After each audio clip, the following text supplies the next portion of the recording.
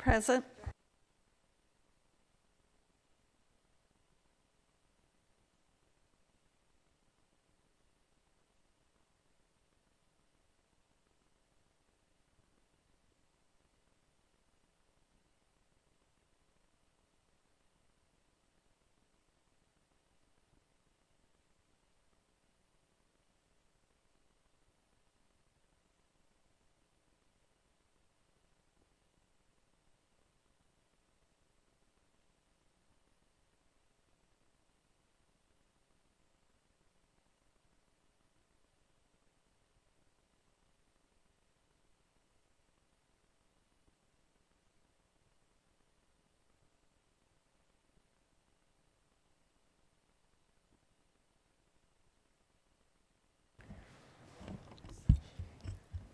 Okay, do we have any public comment on any item on the agenda?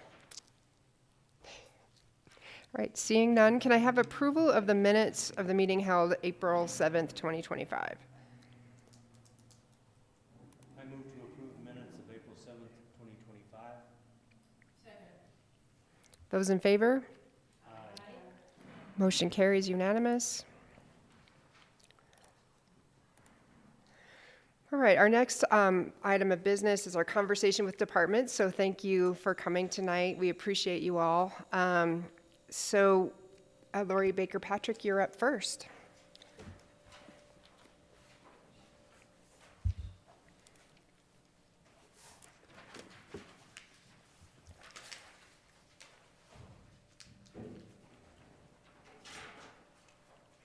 And Ms. Patrick, we've been letting everyone know as they come forward that this is a conversation with you, and we are looking for your advice and your perspective as you have been running the treasurer's office and was the second elected official to come before us. We're really also very interested in what you think about in terms of our charter, how we run our Butte-Silver Bow business, and the number of elected officials we have.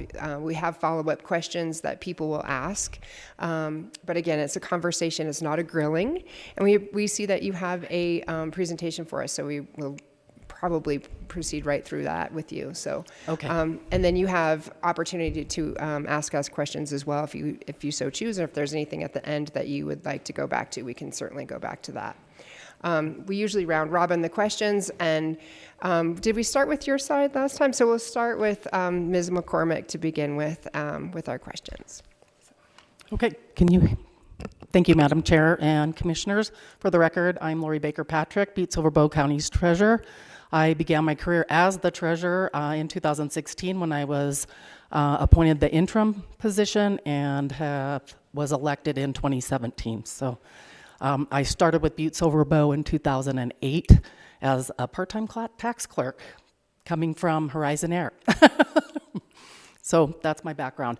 My presentation goes along with the questions, so we can just start.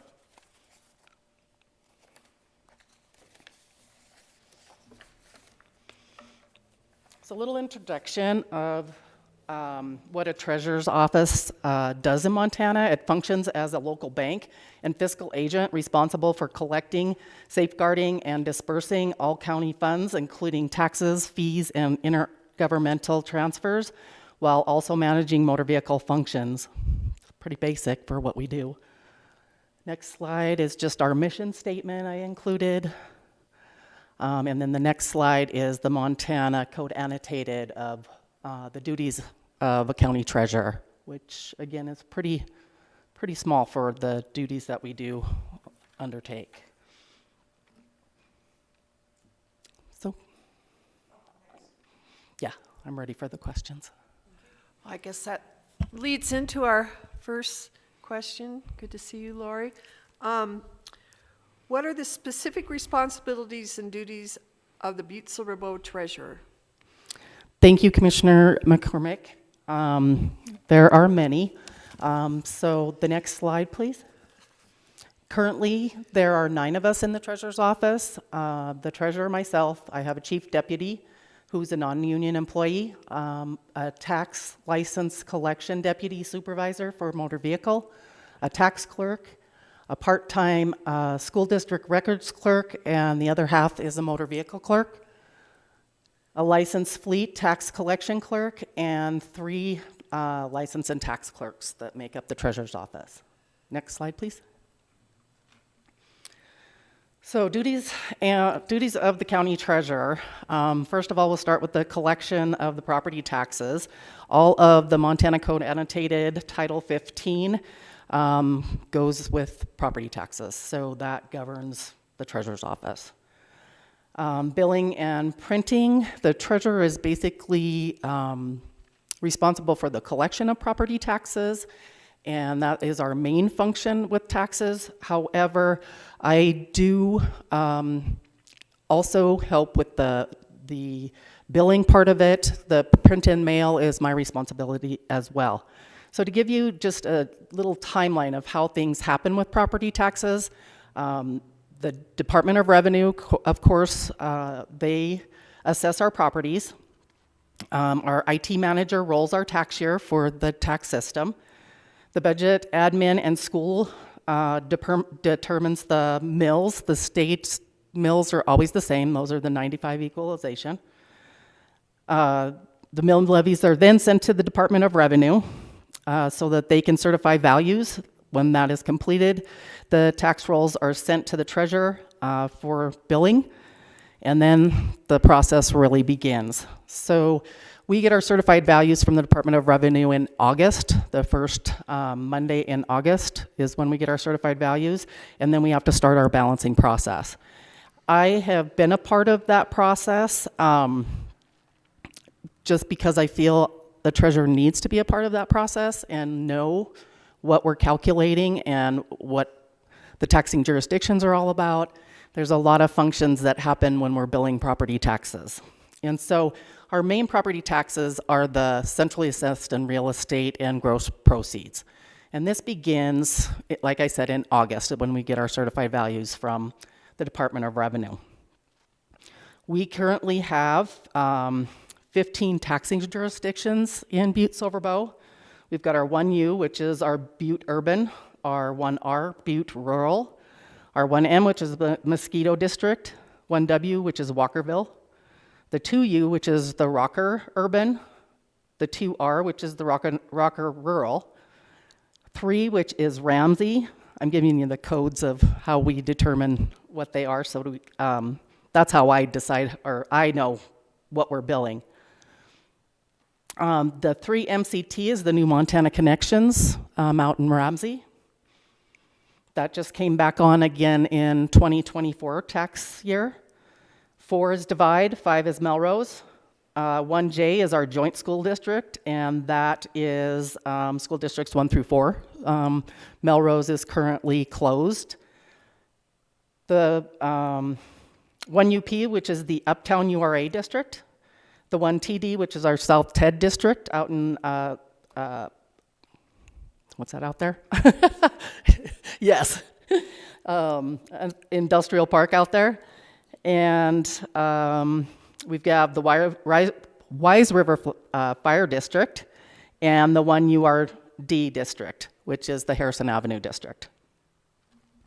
So of that, just to show you a few things, this is the important dates that the Department of Revenue sends me. Once they send me this, I start sending out reminder notices to the folks that are involved in the property taxes. For some reason, the Department of Revenue only wants to deal with the treasurers. I have some ideas why, but we won't go there. However, there's a lot of folks that are involved in this with Butte-Silver. We have our URA department because of the URA districts. We have our assessor, the budget and finance department. Currently, we are under contract with Danette Gleason, who is training us on a lot of the balancing procedures. Who am I missing? I think that's about it. So there's a lot that goes on with all of that. So this includes mobile home and personal business as well. So the Budget and Finance Office does our mill levy card, and those are all the jurisdictions that I just spoke of. And then on the back of the mill levy card is where all the sub levies go, depending on what district your property taxes are in. This is all in the budget book, so If you have your hands on the budget book or even online, all this information is public knowledge. I brought our balancing stuff just to show you, because it's hard for me to explain what we go through with the budgeting process. But this is the sign-off sheets that we have, and this is just our real estate. So it has all of the districts and what affects those districts. Lighting districts, there's 60-plus lighting districts within Butte-Silver Bow. There's, let's see, what else am I missing? We have the tourism, the TBID that we have to make sure is balanced. We have the Dewey sidewalk curb and gutter for when they did the Dewey, they replaced the Dewey Road. All those folks had to have sidewalk curb and gutter once that was completed, and it went on their tax bills. So if they didn't pay it off any other way, they get billed until that's completed. Our Metro Sewer is on there, our landfill. Those are all other districts. Divide garbage, that we have to make sure that those are in the proper districts when they go on the tax bills and they are balanced. So those are all that's a per-page sheet that we get to do for real estate. And I know that Ray Lynn loves numbers, so just for instance, for the real estate taxes for 2024, when we balanced, we were billing, and this included our services and our admin fees. Any tax bill that is under $5, we do charge a $5 admin fee. We charged, our balance was $57,287,925.08. Currently, we've collected $33,319,585.76. But we still have the other half of the 2024 taxes that are due June 2nd this year, because the 31st of May is on the weekend. So we've collected about 58% of the 2024 real estate taxes. I'm going to include these with my packet so that you guys will have them, but I also included the centrally assessed, gross proceeds, mobile home, and personal business with that, so you guys can have that for your records when you're going through things.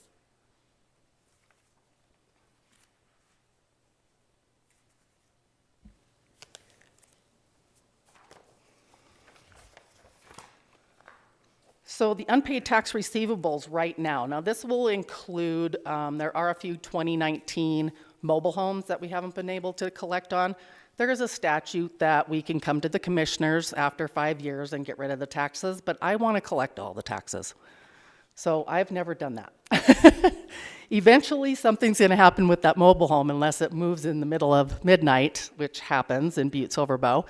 We're going to collect those taxes, and I think there's only about 4 of them that are left, and I don't even know if the mobile homes are even livable, to be honest with you. So this unpaid tax receivable report will have that, so it includes those 2019 receivables, and that amount is $33,473,583.90.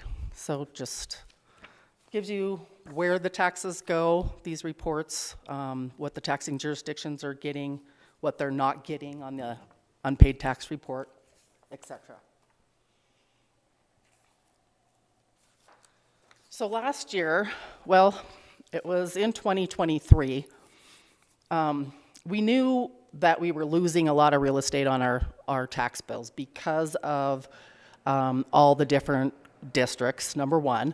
All the new districts that are coming in. We've got the CPACE program, which we have to bill on our taxes and collect that and send that money off to the state. That is for commercial businesses that want to do like solar improvements or update their water process.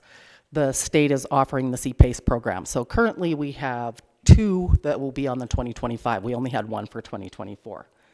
The other one is the Business Improvement District, which will come on in 2025, and that's the district that was approved up here in Uptown Butte. So we will also be balancing and collecting for the BID as well. So what was happening is all the taxing jurisdictions were getting pushed off the page, and a note would be on there, contact the treasurer's office for additional detail, because the buckets weren't calculating on the tax bill. So I started looking into different tax bills that other counties had, and felt like the one that Gallatin County and Yellowstone County was probably going to work the best for us and give us a little more real estate for even school levies, you know, if there's a new school levy or a new voted levy that comes on board. So this is our new tax bill, which leaves a whole section up here for any of these items that are in this section here. The section below is any of our services that you're being charged for. This is one of my tax bills, by the way. And then on the back, it has a pie chart of where everything is going. The treasurers were sued last year, or in 2023, because we went against the governor and the 95 mills because of the mill levy card that somebody in the governor's treasury department sent to a treasurer, and that was passed around that they only needed 77.5, I can't remember exactly, this was in 2023. And so we were wondering why, since we were all told that we wanted to, we needed to, you know, be very cautious of the taxpayer when we were doing our mills in 2023. So we did not bill for the 95 mills. Well, the governor sued all but 6 counties, because all but 6 of us went against his wishes, and we lost that case, I think, in Mach 1 second, because the Supreme Court ruled in the governor's favor. So there are legislative bills now that we've been watching as well because of that situation. So they're going to make sure that that is locked in. But that was a fun little thing in 2023. I think that's when I decided I was going to run one more time and then I was going to retire.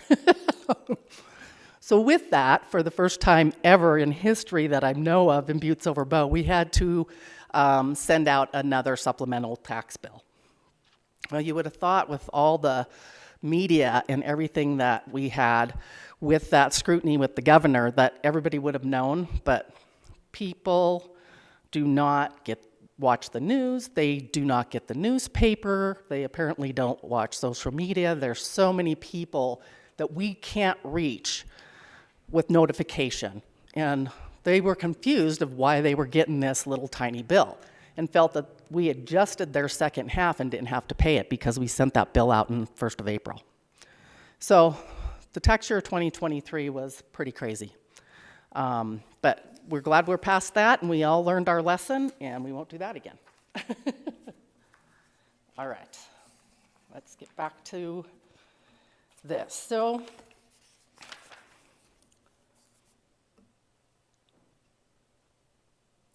the other part of taxes that we process in the treasurer's office is protested taxes. And what happens with protested taxes is when our assessments come out and somebody doesn't agree with the department's value that they placed on their property, then they have 30 days from the date that form was mailed to protest their taxes with the Department of Revenue.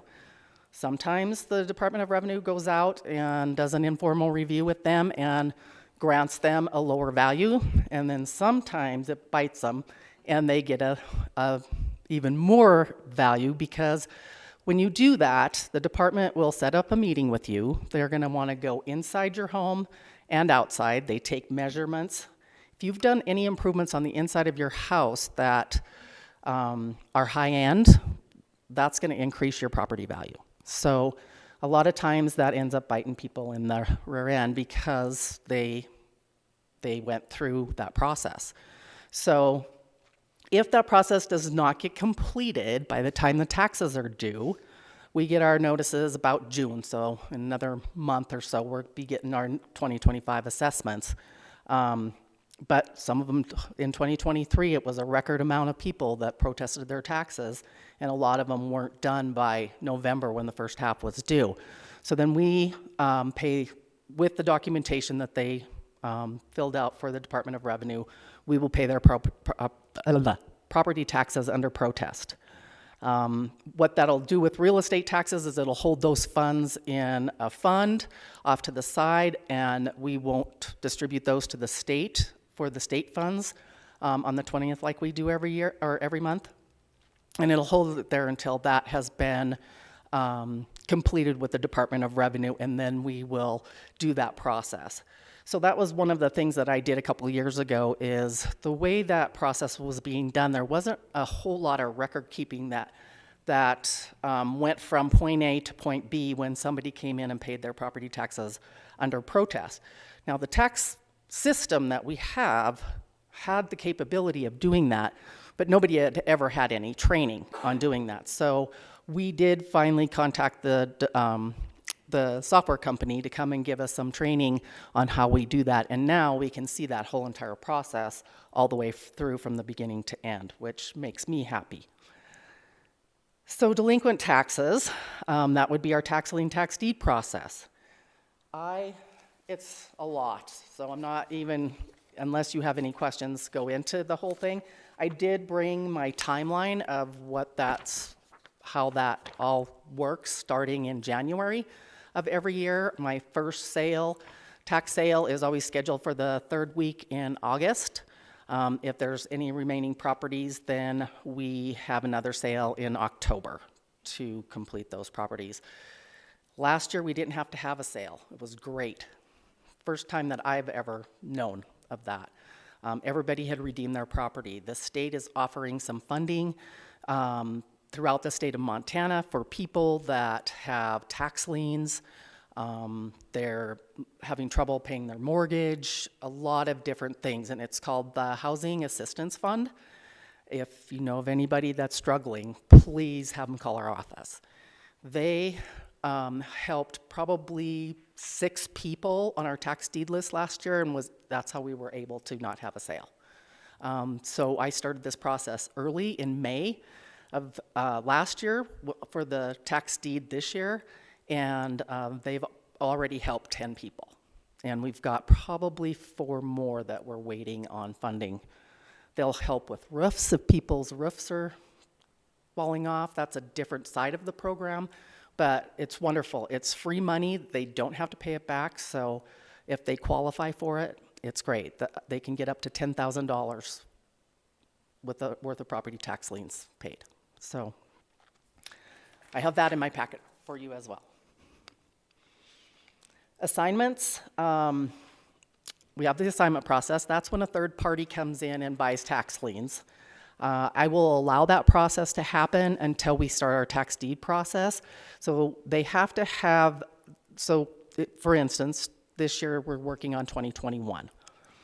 2021 tax lien the redemption period is up in August 1st of this year. So if somebody wanted to take a tax assignment on that, they would have had to have all their notification done and everything and came in and paid the taxes by January 30th.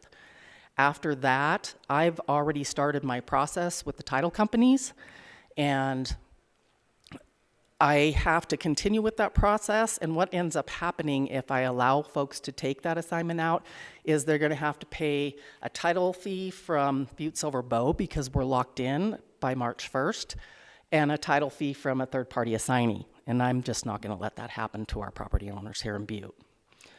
One thing I did do in 2018, because we were getting so many assignments, is I worked with Danette Gleason and Eileen Joyce to figure out how much it would cost for an assignment fee when a third party was coming into our office and taking an assignment.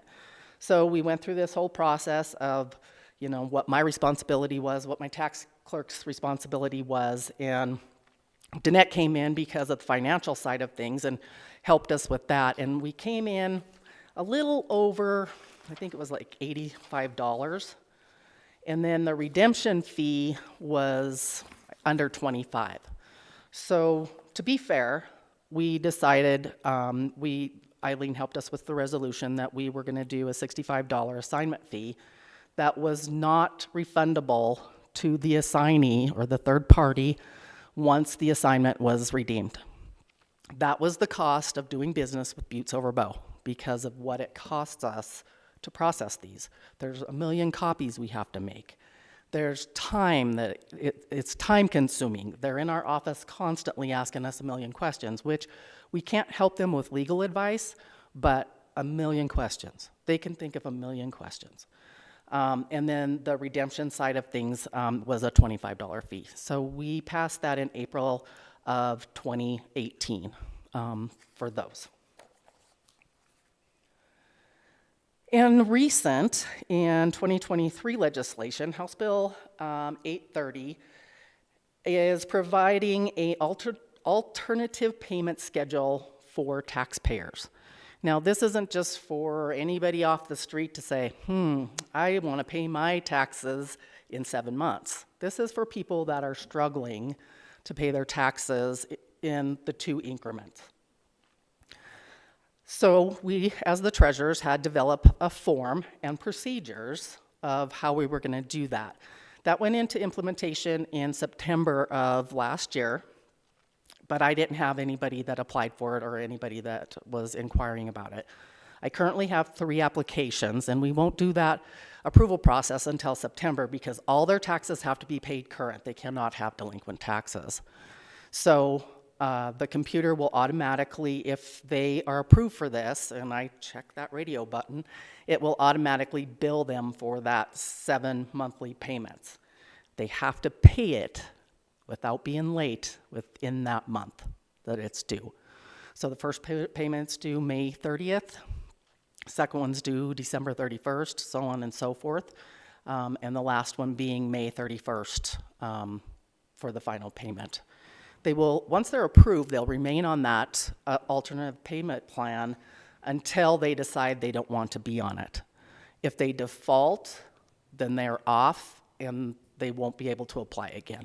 So that was one of the things that they helped the treasurers with because I'm going to have to keep track of this. This is another thing I'm going to have to keep track of every single month and make sure whoever's on that list, which right now, like I said, I only have 3 applications. As long as their taxes are paid current, I'm sure they're going to qualify. But those are 3 more properties that I'm going to have to be watching throughout the year, which I don't mind. I don't mind helping our constituents. Good thing I numbered those. So some office accomplishments in the tax department that has happened since I've taken office is in 2016, before 2016, we didn't take credit card payments, and so we got those on board. I worked with Linda Sager-Joyce on that when she was in the IT department, and we implemented the iTax online payment processing for property taxes. That really didn't take off until, I say, 2018. As the millennials are coming up, they pay more and more online. They don't want to be bothered with coming into the office, but folks like myself like to come in and pay our taxes, so we still have that elderly community coming in and doing that. In 2017, I implemented ACH payments for our larger tax-paying customers.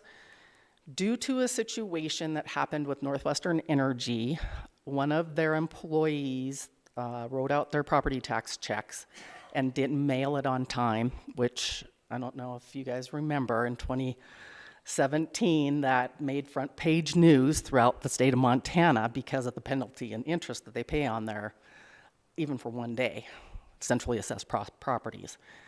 So that also helped me stop the tax payment grace period. There was always in the treasurer's office a 2-week tax grace period. And because we couldn't allow Northwestern Energy to have that 1-day grace, I stopped it for everybody. I felt it wasn't fair to give grace gratis to one person and not another. It was over $1 million in penalty and interest that Northwestern Energy paid for 1 day of being late. 1 day. So, I didn't make a lot of friends that year, believe me, but we implemented that no grace period. They're due when they're due, and that's when they're due. Our new cash receipting software, we implemented that and did all the training for that. Our check scanning, we started scanning our checks to the bank so that they didn't have to go with our armored guard service to the bank. It helped cut costs in our analyst fees when, at the end of the year with the US Bank, because they didn't have to deal with our checks.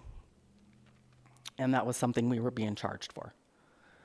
The implementation of House Bill 18, which changed the tax lien and tax deed process for all of that title in all of that chapter in Title 15. That was kind of a double-edged sword.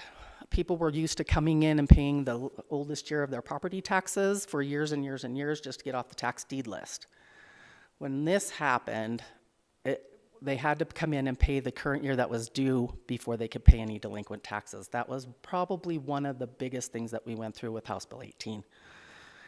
It's worked out well now because it's helped people get caught up. But let me tell you, I think our office drowned it in tears that year because folks didn't have the money and you felt for them. But that bill was implemented immediately, so we had to implement it immediately. People have since come back and thanked us for helping them get caught up on their taxes because they were always delinquent. They kept rolling every year and being delinquent. So that ended up being a good thing, but there was a lot to do with all of those tax lien and tax deed laws. So for instance, the tax liens that we filed in 2015 were 3,094 tax liens. When that would have been in July, they changed that to August 1st with House Bill 18. In 2016, they went down to 1,647. 2017, we brought it down to 1,429. 18, 1,360. Clear down to 2021, where there were only 90 tax liens when I issued them on August 1st. That's remarkable.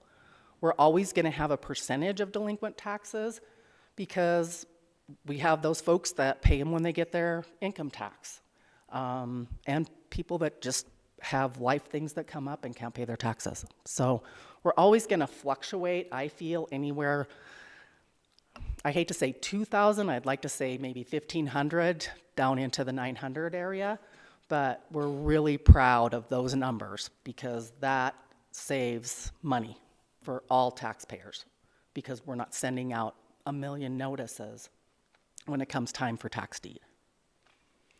In 2018, the implementation of electronic payment processing for our escrow companies. This was a huge ordeal. We have 3 big escrow companies. We have Wells Fargo, CoreLogic, and Loretta, and they send in thousands and thousands and thousands of parcels we get a file for. What our tax clerk was doing is going through pages, stacks of pages, and marking off all the parcels that were on these lists to make sure that nobody paid him and everything was going to balance. It was a ridiculous process. So I contacted our software company again, and they came in and did some training for us. It takes us not even 5 minutes to process it, and we can do it for 3 different escrow companies. Mobile home sheriff sale in 2019. We did have a sale. We had 20 up for sale and 10 of them redeemed, and I only sold 4. They were pretty dilapidated. Those 3 of those are still those 2019s that are still on that unpaid tax list. 2021, we did an implementation of House Bill 23, the new changes to the assignment process. And what that basically was more notification process that was put on the treasurer to make sure that if a property that was taken on assignment was owner occupied, that we made sure notification was given. What I did is my chief deputy and I would get the Butte-Silver car and go down to their house, and if they wouldn't answer the door, I'd put a big orange notice on it. I've only had one since this implementation, and we went 3 different times, and I could not connect with this lady. We kept missing her. I had the sheriff send out for, what do they call that? Welfare check. He went out, the officers went out there, they had just missed her, they had talked to the neighbors. I mean, we here at Butte-Silver Bow do everything possible to connect not only with tax deed, but people on our assignment list, because we don't want them to lose their property. It's horrible when they do. And hold a public sale. If it is owner occupied, once you do all the notification and it still doesn't get redeemed, then we have to hold a public sale. And I did have to hold a public sale on that one. This gal, the house was falling down around her. She didn't have, it was under $4,000 to redeem her property, and we had to sell her property. Part of the minimum bid on that public sale is 50% of the market value. She ended up with $36,000 in her pocket. It was life-changing for her. It was good. It was a good thing. 2022, we completed, I completed our tax lien and tax deed procedure manual. That is something that I've been trying to do, but we get so busy in these county offices, it's hard to do procedures. That is probably the one thing that I don't know how I'm going to get procedures done. There's never been procedures in our office, and this was the first thing that I did. If something would have happened to me, with me knowing the knowledge that I have, somebody needs to be able to take over where I left off. And then we talked about 2023 and all that happened in 2023. And then we did our new tax bill in 2024. The other part of my office is our school district. We do accounting and record keeping for 5 school districts. Melrose is currently closed, so there's not a whole lot to do for Melrose. But we received all the monies that we're getting from federal funding and state funding for the school districts. We do all the positive paychecks for Divide and Melrose, so any of their payroll and vendor checks that they send out, we enter into our bank so that when they come back, there's a lot of fraud going on with banks, and people are whitewashing checks, and I'll talk about that a little bit later, and things like that if they get them in the mail. And so positive pay helps stop a lot of that. So my school district clerk enters those checks in for those 2 smaller districts.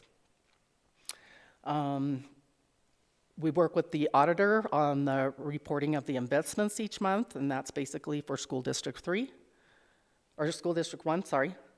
Balancing and distributing each school district every month, fiscal year end balancing with the schools NOPI, which is the state, I can't remember what that is. Anyway, we have reporting functions with that. Twice a year, we balance the joint school district and distribute those funds over to Jefferson County. We did just implement a new school district program because our custom program that was in our tax system wasn't being supported anymore, and we were losing a lot of our functions. And so Kathy Kennison, the IT manager, helped us. She wrote a program in our accounting system that keeps track of the reporting that we do for the school districts. And so that's any cash receipting or any taxes, paid taxes that come in. Motor vehicle transactions, which are, besides the obvious, online plate renewals, title auditing and approval process, filing security liens, plate and non-serialized inventory, balancing funds for our TRP, which is the temporary registration permits, our fleets, and our month ends. Reporting duties to the Department of Transportation. Military folks that want military plates, we have to have a DD-214. We have to keep all of those reporting documents. And anybody with that's disabled that gets signed off from a doctor, and the inventory tracking that we have to keep track of. We just implemented CARS, which is the new software for motor vehicle, in March 17th of 2025. And currently, I lost my motor vehicle supervisor, and so I am in the process of implementing new title logging procedures, because if we can get those title logged in the system is so smart, it will generate a letter for anybody that has that new vehicle that we can send out and let them know the title paperwork's here. We've never been able to do that. I think that's a great thing to do for our community. And also, I'm in the process of doing our title auditing processes in my spare time. Our accounting office, we do our daily and monthly balancing for all of Butte-Silver Bow, motor vehicle, taxes, any A101 cash receipting that comes in, and credit cards, daily deposits, balancing all our credit card ACH payments that come in for tax-wise, parking, planning, Civic Center, Highlands Golf Course, Ridgewaters, Parks and Rec, Archives, Department of Health Department, Landfill, Library, and Clerk and Recorder's Office. Month-end bank and reconciliation and state assumption payment. That's when we have to pay the state their money on the equalization. The 3 big bank accounts we reconcile in my office. We've got our big U.S. bank that all of our warrants come out of. We balance the U.S. Bank water account and the Wells Fargo School District #1 lunch money account. Wendy does the other banks. We have 4 small bank accounts that I've recently implemented because of the payment processor that they started using. I won't allow payment processors to pull out of the general fund. The general fund is my responsibility, and I'm very particular. So we did, 3 small accounts for Highlands Golf Course, the Civic Center, and Ridgewaters, so that they could use Square for their payment processor. It's a very functional payment processor for smaller departments within Butte-Silver Bow. We keep a $200 limit in those, so in case if somebody defaults on their credit card payment, they can pull back those small amount of fees. But we've never had a problem with it, and we just implemented another small bank account for Parks and Rec. Where am I? All the banking functions to new accounts and fraud prevention. I spend a lot of time on fraud prevention, record retention, budgeting, timesheets, and vacation calendars, interfacing tax bills in the accounting system, training and backup for all the departments within the treasurer's office. I attend all the council meetings that I need to, and I am on the land sales committee board. I am an executive member for the Montana Treasurers Association. We do the investment approvals and STIP, which is the short-term investments and redemptions based on our cash flow and under the recommendation of our investment advisor. Surplus fund reconciliation, that's when any estate has sold through a bank foreclosure. Those surplus funds get deposited through the clerk and recorder's office, and then it's my job to make sure that account is reconciled and those folks are getting their money. Quiet title tax review on any surveys, vacant land, abandoned properties, or public right-of-ways, and balancing land sales and tax deed properties, which is not an automated process. Fiscal year end tax receivable balancing and for all the taxing jurisdictions so that we can get their receivables to them. Business licenses, we assist the public with any business license applications and contact the approved businesses for payment, and then we also mail and process the renewals. We started with a CELA, the planning office has a CELA to help them with their office functions, and part of one of the functions that a CELA has is for business licensing. We started trying to implement that process, and it wasn't fun, let's put it that way. The folks that were helping us implement it were putting a lot of work that I felt was probably their job. And so I'm really not sure where we're at with that. That was in, I think 2019 is when we started that process. And our business licenses are still not automated. Next slide. Ms. Patrick, if I could, I'm going to put a pause on and ask if there's any follow-up questions for that very detailed overview of your duties. And I'm surprised that you have 9 people to take all of that on. So that's pretty amazing. Any follow-up questions, commissioners? Ms. Dolan? Of course, I have a question. No, Lori, thank you so much for coming tonight. And my goodness, do you sleep? No, that's not rhetorical. My question is, with regard to some of these functions of the treasurer's office, I'd like your opinion because we're dealing with the structure of the government for the next 10 years.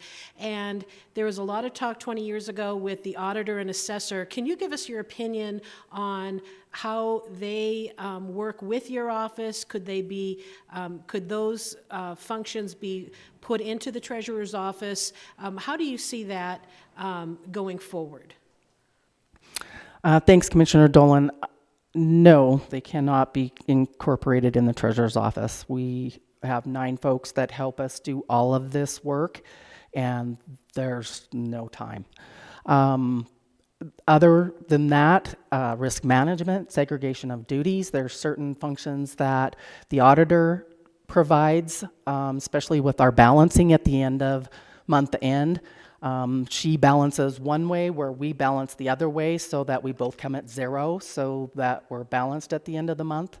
So those type of segregation of duty functions for our investments and the reconciliation that she does on the investments, I definitely don't have any time for that. It's one of the things with treasurer, you don't have to have any there's not like a job description or qualifications that you have to become a treasurer. Well, let me tell you, if you at least had some type of accounting background, it would have been so helpful throughout these years. Thank goodness I've had some very smart folks that I've worked underneath and that have taught me a lot. But it was a lot of dedication on my part to learn a lot of the things that I've done. As far as the assessor goes, the assessor is the liaison that we try to keep between the Department of Revenue and the Treasurer's Office, because the Treasurer's Office is sending out the tax bills and collecting the funds. The segregation between the assessor and the Treasurer's Office is if there's any tax bills that have to be revised, that person goes in and revises that tax bill. Then we go in and print it off and get it to the customer. We don't like to touch the tax bills when we're billing when we're sending out the bills and collecting the money. So it keeps that segregation between those 2 offices, where I don't know in any other county in Montana that happens. Yes, go ahead. Thank you. So do you know then, because of the segregation that you're talking about, for counties that don't have an auditor or don't have an assessor, where do those functions come out of then? And to maybe add a couple people, but you're talking about differentiation. So what does that, do you know what that looks like? I do. Okay, Thank you, Ms. thank you. Dolan. Yes, the Department of Revenue actually will have access to the treasurer's tax system so that they can make those functions. We don't want that in Butte-Silver Bow. With our taxing jurisdictions, anytime that something happens in our billing process and something changes because they found new properties that they had to add on, so we have to take a new download from the Department of Revenue. Anytime those functions happen, our services that we've entered and spent hours entering and making sure all the calculations are correct, they get bumped out of our tax system anytime we take a download from the Department of Revenue. So I think a lot of those functions would probably get missed. I don't know what the percentage of that is happening in other communities, but Gallatin County allows them to be in their system. I don't see anything good coming out of that. With our budget director and the competent people we have at Butte-Silver Bow, I think how we have things segregated and that how we're processing our property taxes, I think works. Excellent. Any other follow-up questions? I think we're ready for number 2, Ms. Shaw.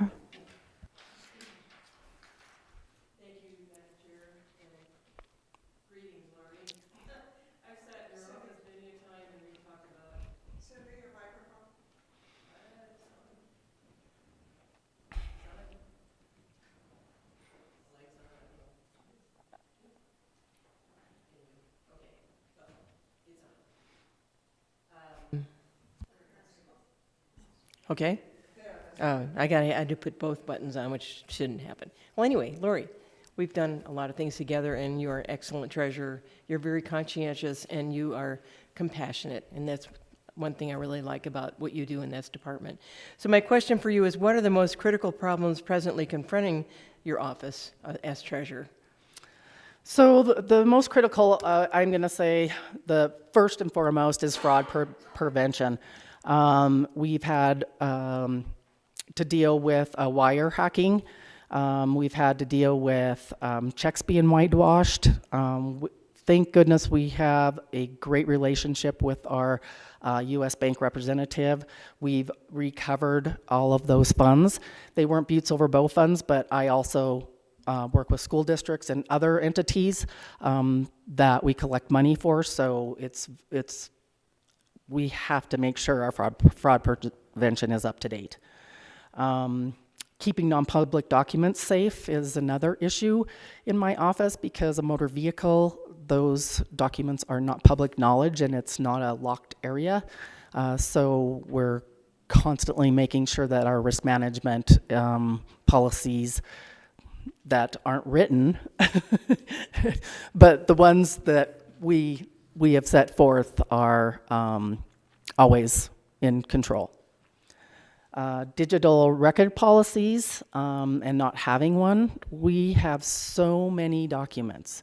We've got our tax department, we've got motor vehicle department, we've got the school district, all the accounting functions that we do in our accounting office, all of those paper documents are overcoming us. It's nice, though, that a lot of them don't have to go through the state to get approval to get those shredded, but it takes myself or my chief deputy to go down and make sure we get those shredded. Well, I'm probably 3 years behind on that because we're just busy. We can't keep up on it. Public notification with tax bills, tax lien, and tax deed laws. I've heard others mention the public notification. That is becoming a huge problem. People, they don't read the paper. They don't watch the news. They aren't on social media. It's just becoming a bigger and bigger issue every year. Excellent. Thank you, Lori. Follow-up questions? All right, we're moving right along. So we're on number 3, Mr. Dennehy. Good evening, Laura. How are you doing? Good. Good. What changes, and you talked a little bit about this in Commissioner Purdue Dolan's question is, what changes, if any, in the governmental structure, organization, or power would help the Treasurer's Office address its most critical problems? Is there a change that you would see very important that would help you out in the future or help your position out? I think one of the biggest things is making sure that our IT department is state of the art and always up to date, however that looks.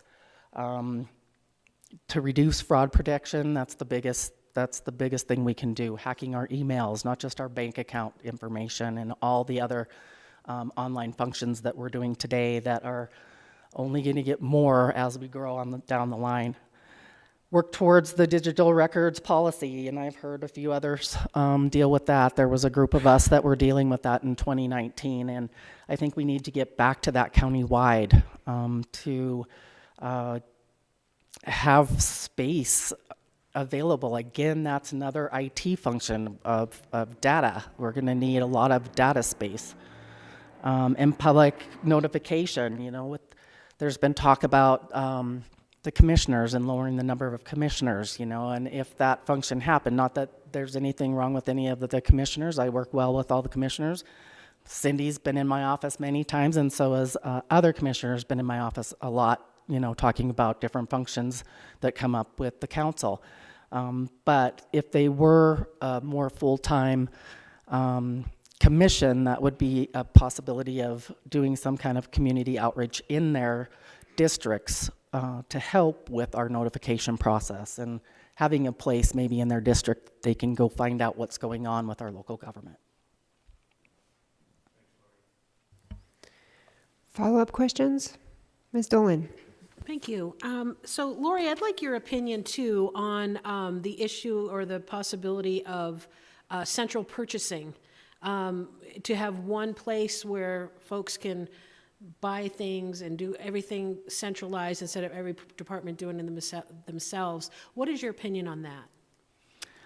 I think whatever works well for the government entirely. I've never been anyone to go rogue. I've always made sure that I'm doing within what Butte-Silver Bow is wanting us to do.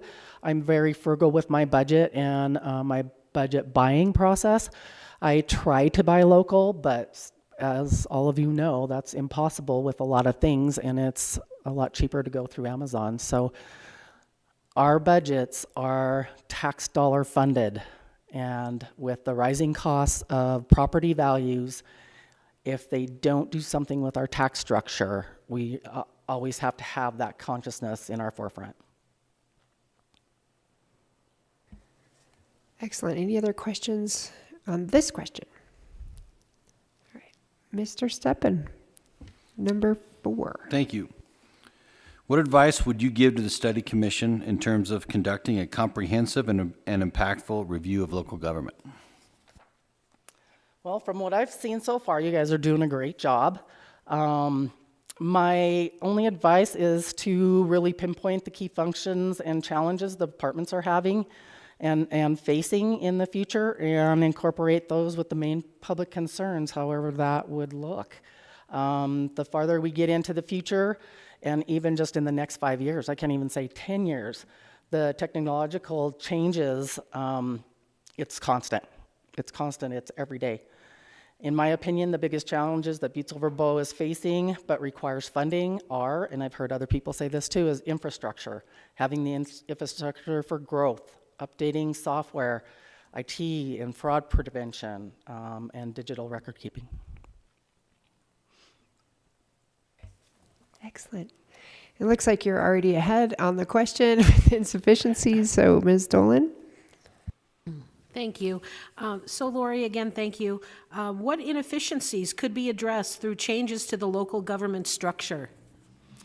Well, the structure doesn't affect me because I am an elected official, but the only inefficiencies that I can see now that I've been an elected official in this position is qualifications needed to be a candidate to run for treasurer. I don't know how we would ever do something like that.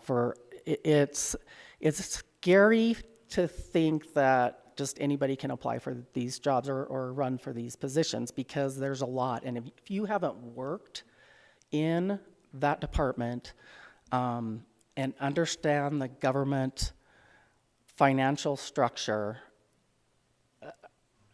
it's a lot of work. It's a lot of work. I spent a lot of late nights here learning when I first became the treasurer. It's a lot more than just collecting property taxes and being the tax face of the community.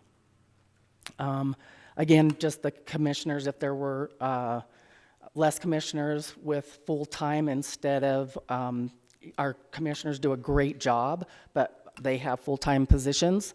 What time they can dedicate to their commission, I'm sure is very difficult and time-consuming.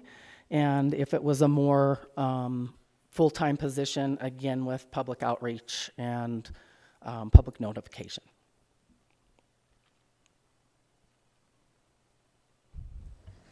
Follow-up questions? Mr. Dennehy? Laura, one of the things, and number 2, is do we need a chief of staff and a city manager. Do you have an opinion on whether a city manager is something you would like to see, or would you like continue the chief executive being voted in office by the community? I think the chief executive, thank you, Commissioner Dennehy. Sorry I haven't been directing my answers to you guys. I think the chief executive is needed. However, we do have a chief of staff, and so with that maybe chief of staff person, could we maybe combine some city management positions with that chief of staff person? I'm not sure of all the job qualifications for that position. I deal with him during legislative times, and that's about it. But that's just a thought. Follow-up questions? Ms. Dolan? Thank you. So Lori, do you have an opinion on whether you'd like a chief executive versus a city manager? Or are you saying that to combine those? I just wanted a little bit more clarification. For what you thought. I mean, I think an elected position is hard for a chief executive because every 4 years you either have to run for election or not, right? And so a lot of things become political. Even in my position as the treasurer, a lot of things become political. With a city manager, or maybe combining a city manager with a chief of staff position, that is not a political position. Therefore, you're not trying to win constituents, and you can be more objective about what's going on with your community. All right, excellent. Are we ready for the next question, Ms. Casey? Thank you, Madam Chair. Lori, we're on question number 6. What challenges do you foresee for Butte-Silver Bow in the next 10 to 20 years? And does the current government structure position the city-county to meet those challenges effectively? Thank you, Ms. Casey. Commissioner Casey, the legislative changes every 2 years since I've been in office in 2017 have been the biggest challenges and are going to continue to be the biggest challenges. The treasurers are always under scrutiny for notification type processes for the tax department. And a lot of the property tax structure laws are hitting our local government, and how our property tax calculation with the 1510-420 statute and the rate of inflation is working. There's a lot. We've got a lot of challenges coming up. If you go to the next slide, I have the House bills that I'm currently watching. I haven't updated this in a week or so because I've been so busy. And if you go to the next slide, those are the Senate bills that I've been watching. Not all of them are just on tax bills themselves and tax structure. You know, a lot of those have to do with our finance department as well because it all runs together. Our tax deed and tax lien laws, every year they are changing things with tax deed and tax lien that we're not doing enough, we're not notifying. I go to their properties. I just don't know how much more we can do, and I think it's going to continue. Every 2 years, we're going to be under the microscope with tax lien and tax deed laws. And state compensating counties for shared services. With the car system, the state is turning all those computers over to Butte-Silver Bow. We now have our IT department, which this is a good thing. Our IT department will be able to fix any problems, whereas before they used to have to contact the state, wait for the state to call them to go fix a problem. But with that, they're not paying for our paper, they're not paying for our toner, they're not paying for a lot of those services. Most of the money we collect in motor vehicle is for the state, basically, other than our county option tax, and we get a certain portion of the plate fee. But most of the funds go back to the state or to the TRP service. So we're not being compensated. The counties are employing the motor vehicle folks. We house them in our departments, so they're not paying rent. The state's not paying rent. They're not paying compensation to our employees. All of those things that go on with employing a body, they're not paying for. And I see it happening more and more with other departments that deal with the state. The other thing is policies and procedures. Like I said, I got my lien tax deed book done, and it took me forever to do that, and every 2 years I have to update that with new procedures. Just keeping that up to date is difficult, but having policies and procedures, if something happened to my chief deputy, different functions that he does in his office, we don't actually have a book that somebody could come in and sit down at his desk and go, okay, I need to balance the county today. What do I need to do? We don't have that written down. We started that process because we implemented some new balancing procedures and interfacing procedures with the treasurer's office for another separation of duty type function before we send that off to the budget and finance office for their approval on the balancing procedures. But just having the knowledge that people know and the institutional knowledge that we've had over the years, and all of those employees are, retiring. School district receipting, balancing, and record keeping. Just having procedures on that for somebody to come in. There's a lot of little intricate pieces to dealing with the school districts, and we don't have a procedure book that somebody could walk in and do those procedures. Motor vehicle, with cars, we do have training videos, and so when we hire a new person, they will sit down and do the training videos before they'll ever be allowed to go live. That's great, because they'll have some kind of knowledge before they get in front of that customer of what they need to do. Mind you, we struggled the first week or so and still on certain things, but we were able to go back and review those training modules. How do we get to this point? I don't know. Can we find some tech interns to come and shadow us in our positions? Because the one thing we don't have is time. We just don't have a lot of time in our job positions. Staff technology and growth. Competitive jobs with a competitive wage. The clerks union, all of my staff except for Mike and I, my chief deputy, are union employees, and they're on a union pay scale. And are those competitive wages? A lot of times if you ask my clerks, they'll say no. Technology upgrades and software, our business license software, I can see that. That really bogs us down.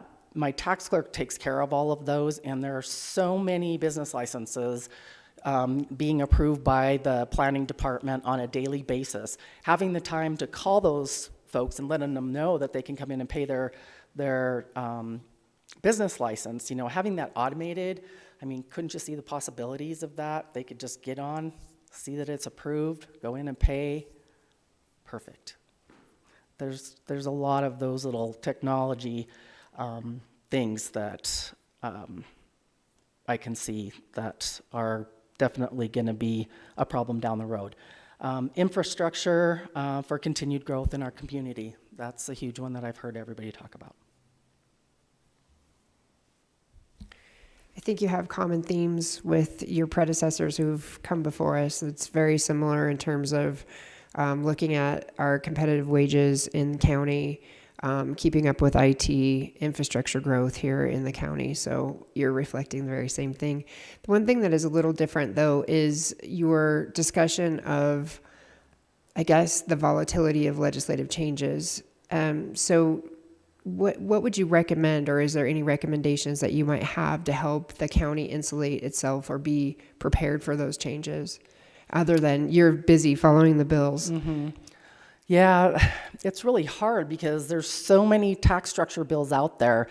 Okay, which one is going to be the one that they're going to implement? They're going to implement something this year, and it's going to be the one the governor wants, I'm sure. We do have a meeting every Wednesday right now with MACO and Nancy Everson, and so attending those meetings has been very helpful to understanding MACO's side of view of why they're either supporting a bill, because we may not like some of the things that's in that bill, but a lot of times we have to take a little bit of the bad to have the better of the all.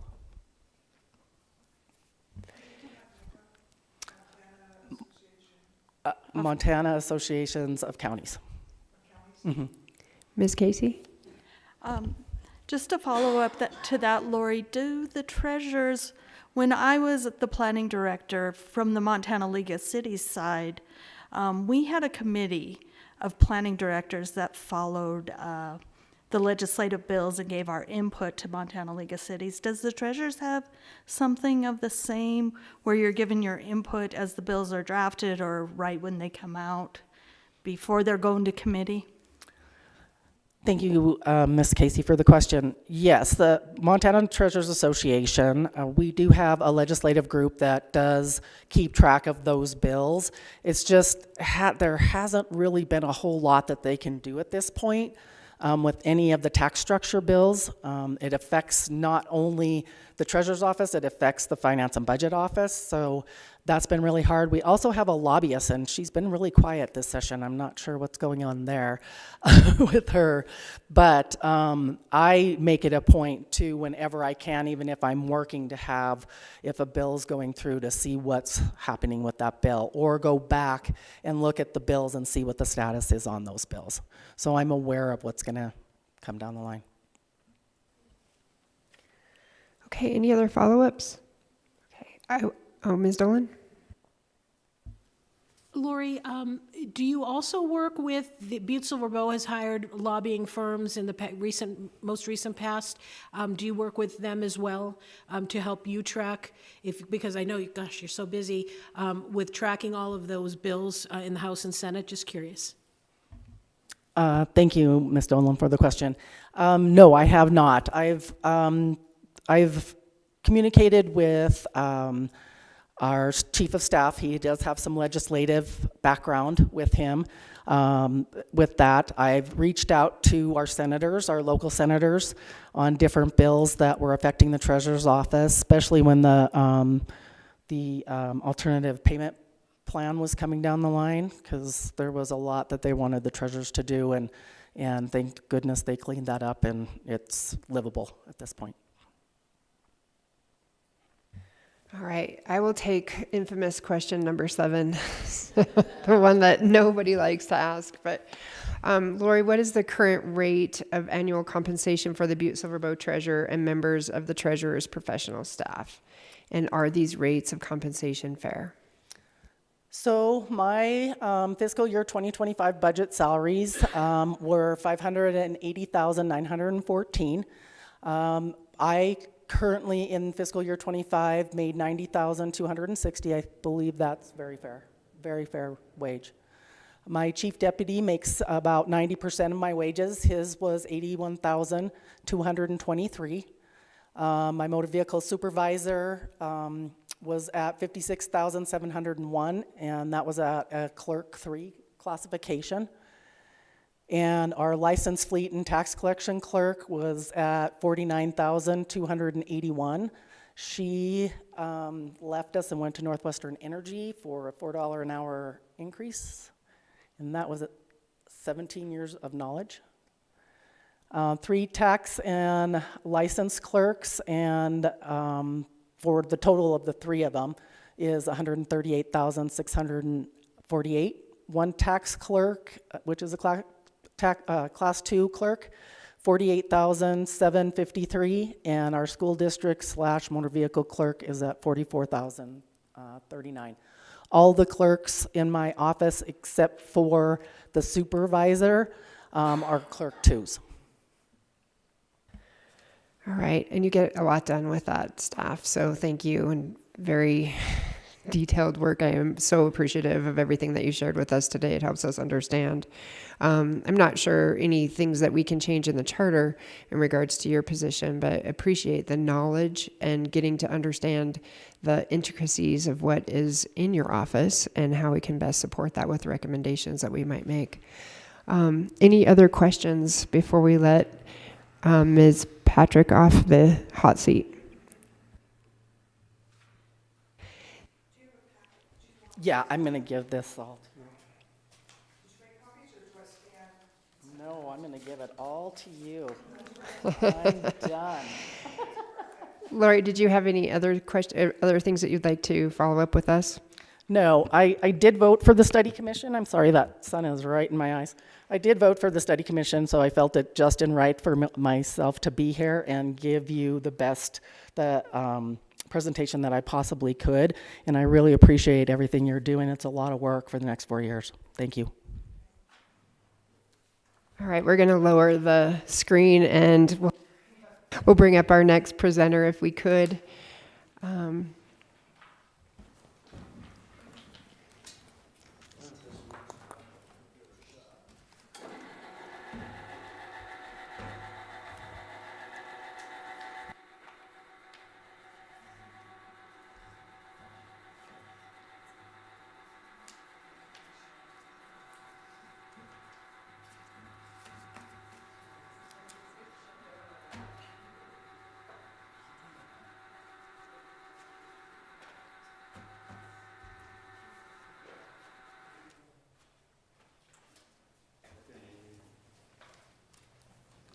Yeah, I don't think it's done anything, has it?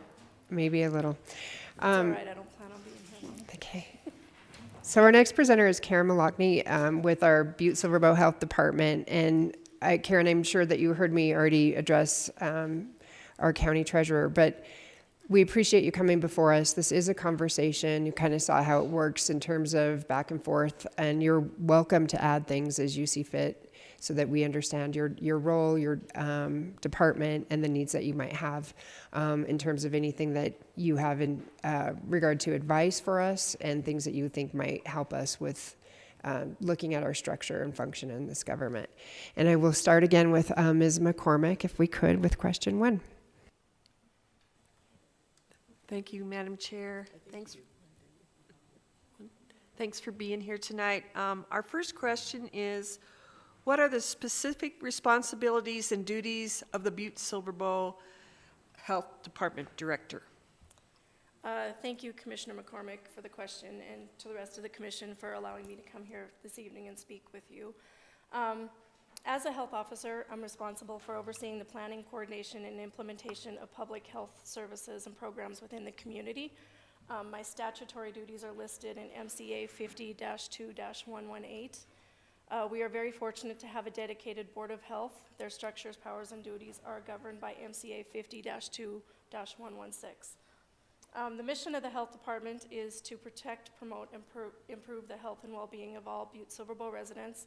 And our vision is that Butte-Silver is a healthy community where all people thrive. Currently, the Health Department has a staff of 25 full-time employees. 2 positions are in the process of getting filled, and 1 position is what I call on our immediate wish list. Our current budget authority is a little over $4.5 million, which is a combination of both general fund and grant fund. The health department operates in 2 very distinct areas. One is environmental health services and one is health services. Environmental health is mainly focuses on such things as food safety, water quality, and health services is more direct care and public health programs for families. Some of the specific responsibilities that fall under environmental health are retail food establishments such as inspections, plan reviews, retail and retail food employee training, and temporary food permits for things like our festivals and farmers markets. Our wholesale food establishments, we do inspections and plan reviews for those.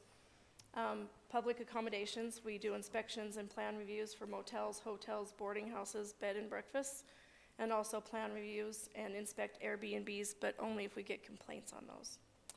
We do inspections for trailer courts and campgrounds, public pools and spas, body art establishments, and daycare centers and group homes. We also have an air quality program. We enforce the air quality ordinance, maintain the DEQ air quality monitoring station, and we implement a wildfire smoke event response plan, which is just basically educating the public. We implemented an air purifier loan-out program for our high-risk population, and we work on establishing clean air indoor shelters. Our land review and land sanitation is basically subdivision reviews and local reviews for land parcels exempt from DEQ review, so such as wastewater, well, and stormwater. On-site wastewater review for local regulations, permitting, inspections, certified installers program. And all our land review and land sanitation is basically just to protect state water. Our dangerous buildings, the public health portion, is for imminent health violations and public health nuisance investigations and or inspections. We have a mosquito control district management, Melrose and Divide Refuse District Management, and environmental health also follows up on all of our animal bites investigations and coordinates with our nursing staff in the event they need rabies follow-up. And then on the health services side, we have our health programs, which is encompasses our WIC program, which is a supplemental nutrition program for women, infants, and children. And then our family planning clinic, which is a Title X funded sexual and reproductive health clinic that houses a limited pharmacy license. We are able to prescribe medications like PrEP for HIV prevention and medications for women to come in prior to their IUD insertion and other non-treatment medications. We have a Ryan White program, which is our comprehensive system of care for low income and or underinsured people living with HIV or AIDS in our community. It provides access to essential health care, emergency financial assistance, housing support, food assistance, and medical case management to assist with the navigation of our medical services provided throughout our community. Harm reduction, Butte has one of 4 syringe service programs within the state of Montana. Our SSP program is in place to stop the spread of communicable diseases, educate participants on overdose prevention, safe supply distribution to ensure participants are sharing their IV equipment in a responsible, that are not sharing their IV equipment, and peer support, treatment referrals, and proper disposal of used sharps for the community. Our chronic disease program includes our breast and cervical cancer screening programs, the Montana Tobacco Prevention Program. We promote an evidence-based healthy living program in our community called Walk with Ease, and we partner with the Butte Archives in the Hike Through History program. We have a Parents as Teacher program, which is an evidence-based home visiting program that works alongside parents and families to provide education and resources when needed. We have a health educator that will go into our schools and teach our personal responsibility education program that teaches young people on both abstinence and contraception to prevent pregnancy and sexually transmitted infections, including HIV, and is for youth ages 10 to 19. There are 2 curriculums currently taught: Draw the Line, Respect the Line for 6th, 7th, and 8th graders, and Making Proud Choices for 9th graders. We have a behavioral health and crisis diversion program. We're in the process of implementing the Crisis Now model, which is considered best practice, and the best way I can explain that to you is the 3-legged stool model. If you think of someone to call, which is the 988 piece, someone to respond, which is the crisis response piece, and then somewhere to go, which is the receiving center piece. So we're in the process of standing that up. And then we're doing interviews soon for our community-based coordinator that will help coordinate and facilitate all of our community-based care for individuals. And this will involve assessing the client's needs, connecting them with the appropriate mental health, social services, and healthcare resources. Part of our injury prevention program includes a program we called FICMR, which we review all the deaths of all the kids in Butte-Silver County that have passed away under the age of 18. The goal of FICMR is to reduce risk factors and decrease the number of preventable deaths through education, outreach, and evidence-based practices through prevention initiatives. Some of the things we do is promote 988, give out gun locks, safe storage of firearms, and those types of things. We have a car seat clinic that we collaborate with the fire department with the 3rd Wednesday of every month. We hold naloxone trainings at the health department once a month, and we'll go to any business to train their staff anytime that they ask. We have a communicable disease and surveillance program. There's a list of over 81 communicable diseases and scenarios that we're responsible based on the administrative rules of Montana. We provide all Butte-Silver with public health treatment for communicable diseases such as STIs, We do disease investigation and surveillance and partner services for any contacts of confirmed STIs. We do passive and active surveillance and provider education when we need to. And currently we're monitoring our wastewater for COVID-19, influenza A and B, and also RSV. And for all of that, we use tools such as Montana Infectious Disease Information System and a tool called ODMAP. We offer nursing services such as home visits for immunizations to those individuals who are homebound or find leaving their home a barrier to care. We work with nursing homes, assisted living facilities, and veterans homes to administer vaccines. During flu season, we have many flu clinics in the community. We review the immunizations of children enrolled in local daycare facilities to ensure that they are up to date. And we provide school nursing services to the 3 rural schools in Ramsey, Melrose, and Divide. We provide free rapid antibody screening tests for HIV, Hep C, and syphilis, including this confirmatory testing. And we also share an environmental health nurse that is funded through RMAP and runs our lead program.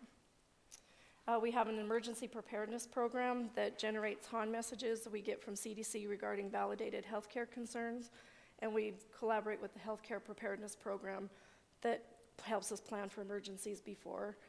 And we maintain a plan with DPHHS just to, in the event we ever have an emergency, we just keep contact with them for like strategic national stockpile and things like that.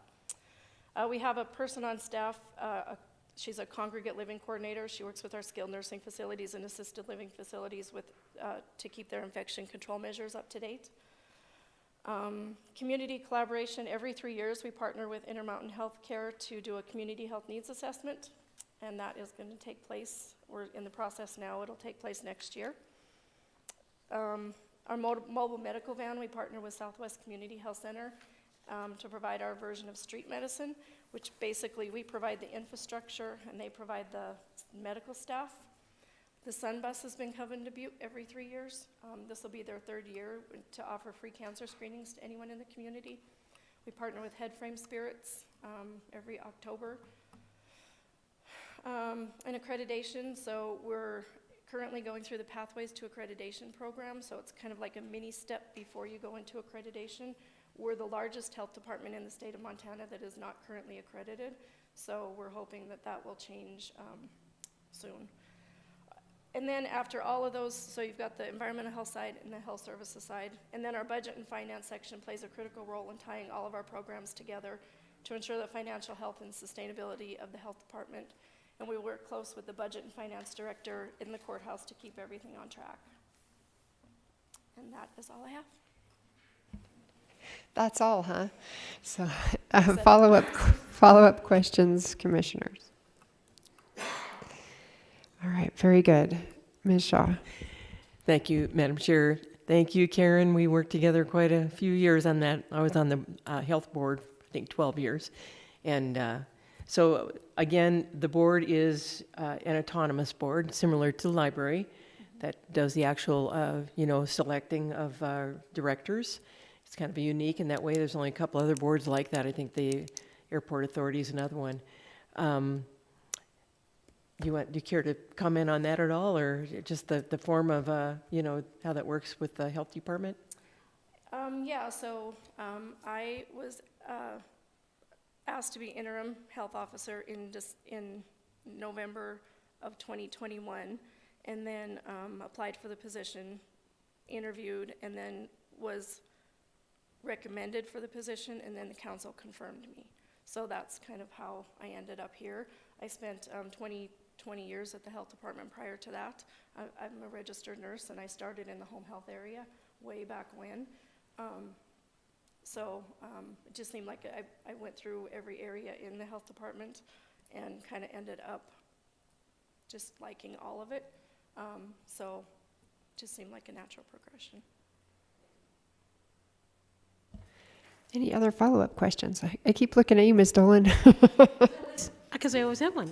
No, could you, just for the folks that are watching on YouTube, could you move your microphone closer to you just so we can hear you more clearly? Thank you. Yeah. Well, that was easy. All right, Ms. Shaw, number 2.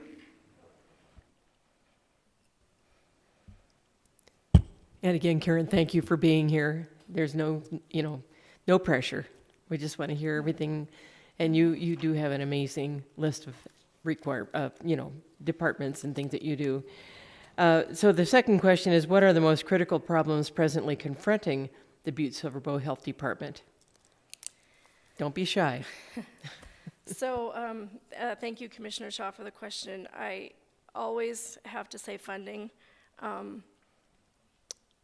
Last week, we received a letter that one of our grants was terminated in the amount of $100,000.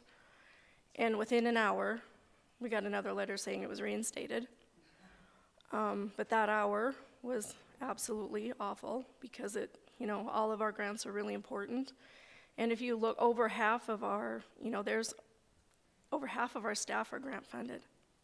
And so, I worry about every single one of those grants that we rely on. 2 of our grants have been decreased in funding. They had to do with COVID vaccines, and so they pulled back all of those funding amounts. And our family planning clinic, the 2 months of funding is on pause right now. So to get us through a Bridger Care, who we work with, generous donor has come forward with funding for 2 months. So we'll see.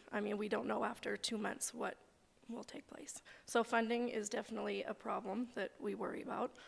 The resurgence of vaccine preventable diseases is always out there, more so lately than anything. I think if you look at measles, I think that is an unintended consequence of COVID, because it's 5 years ago that COVID happened and people started to maybe not want to be as diligent on vaccines, and here we are 5 years later, and measles is a very opportunistic virus, and it will find people who are unvaccinated and work its way through the population. Recruitment and retention is also an issue. Currently, there are only 4 original staff people left since COVID. Everybody else is new. And when we hire people and train them, private industry is able to offer more money, and they leave for more money. And so that's been really tough. And another thing I touched on is we aren't accredited. And so that's been a word that's been that I've been hearing at the health department since around 2011, 2012 maybe. And so I think and being the last large health department that isn't accredited, and there's smaller health departments in the state that are, I think it's just really important that we need to be. Follow-up questions? Ms. Dolan. Thank you. The statistic you gave us, half of your staff is grant funded. Why is that? Is it just because it's so specific to what they have to perform and a grant aligns with that? That's kind of shocking, especially with changes nationally. That is concerning, and that's obviously very concerning for you. But could you talk about that a little bit? Thank you. If there's 25 people currently coming on, I'd have to look at the budget book, but over half or at least half. So when we get a task order from DPHHS, it could be for, say, our medical case manager, which is specifically just for HIV treatment prevention. She's grant funded. That's specific to Ryan White Case Management. She's out helping people who have HIV navigate their healthcare needs. So that's just her specific job. She's not paid out of the general fund at all. Some are just that specific. Some are just, the grant is just that specific. So knowing that, has it always been that way in Butte-Silver Bow, or maybe back when you began your career, was it more full-time employees paid by Butte-Silver Bow versus half being grant funded, that you have to rely on an outsource to get those people and keep those people? Thanks. Thank you, Commissioner Shaw, or Commissioner Dolan, for the question. I never was really involved in the budgets a whole lot way back when. As long as everybody got a paycheck, they really, it didn't matter where the funding came from as long as they were paid. But, yeah, I don't know how, I don't know. Mr. Dennehy? I hate when you say way back when, Way back when. because that was me way back when. Yeah, the answer to your question, Cindy, is simply that we were always funded by grant appropriations. Didn't matter if the Democrats were in office or the Republicans were in office. We relied mostly on grant applications, federal grants and state grants, just simply because $2 million is a big ask for the general fund of a local government. So in order for us to hire wonderful people, wonderful nurses like Karen and the staff we had to go out and use those state grants and federal grants. We couldn't replace that federal grant or state grant with local government general fund monies, because we just didn't have it. And that hasn't changed from when I was there for 22 years till Karen's administration. So yeah, it's unfortunate, but public health doesn't have the, I guess, lobbying functions, political background to keep us with general fund support. And now, in this day and age, I don't see it getting any better. So they do a wonderful job with what they get, and I was very happy and proud to be part of that for 22 years. I made some really great friends, and Karen is doing a wonderful job and keeping up with the traditions of providing good public health for the community. Excellent. Follow-up questions? I guess follow-up thoughts are, it certainly has brought us all to that point where we need to think about how do we insulate those things that are critical services, and looking at how do we create strategy that ensures that critical services continue. And I understand the grant frustration and the uncertainty, because I too have several $1 million that are sitting in purgatory. So hopefully we'll all come through this and be on the right path. But it does give us a chance to reflect on how do we insulate ourselves and make sure that we aren't necessarily blowing in the wind all the time as well. So I appreciate your efforts in that regard and looking for donors, etc. Moving on to question 3. I think that's you, Mr. Dennehy. Thank you, Madam Chair. Karen, what changes, if any, in the governmental structure, organization, or powers would help the health department address its most critical problems and needs? Thank you, Commissioner Dennehy, for the question. I read the charter a few times, and I'm not sure that I have a good question for the structure piece itself. I worry about succession planning. We have an employee there that's leaving after 30 plus years of knowledge. When he leaves, he takes that with him. And it's unfortunately in environmental health. And so if there was ever a way that I could hire somebody to at least to work the same time, like for 2 weeks alongside of him, to even make connections with his important people, that would be huge. But we just don't do that. So yeah, I don't know that any changes in the specific structure, because the health department is so separate. Follow-ups? Did you want to ask your usual follow-up?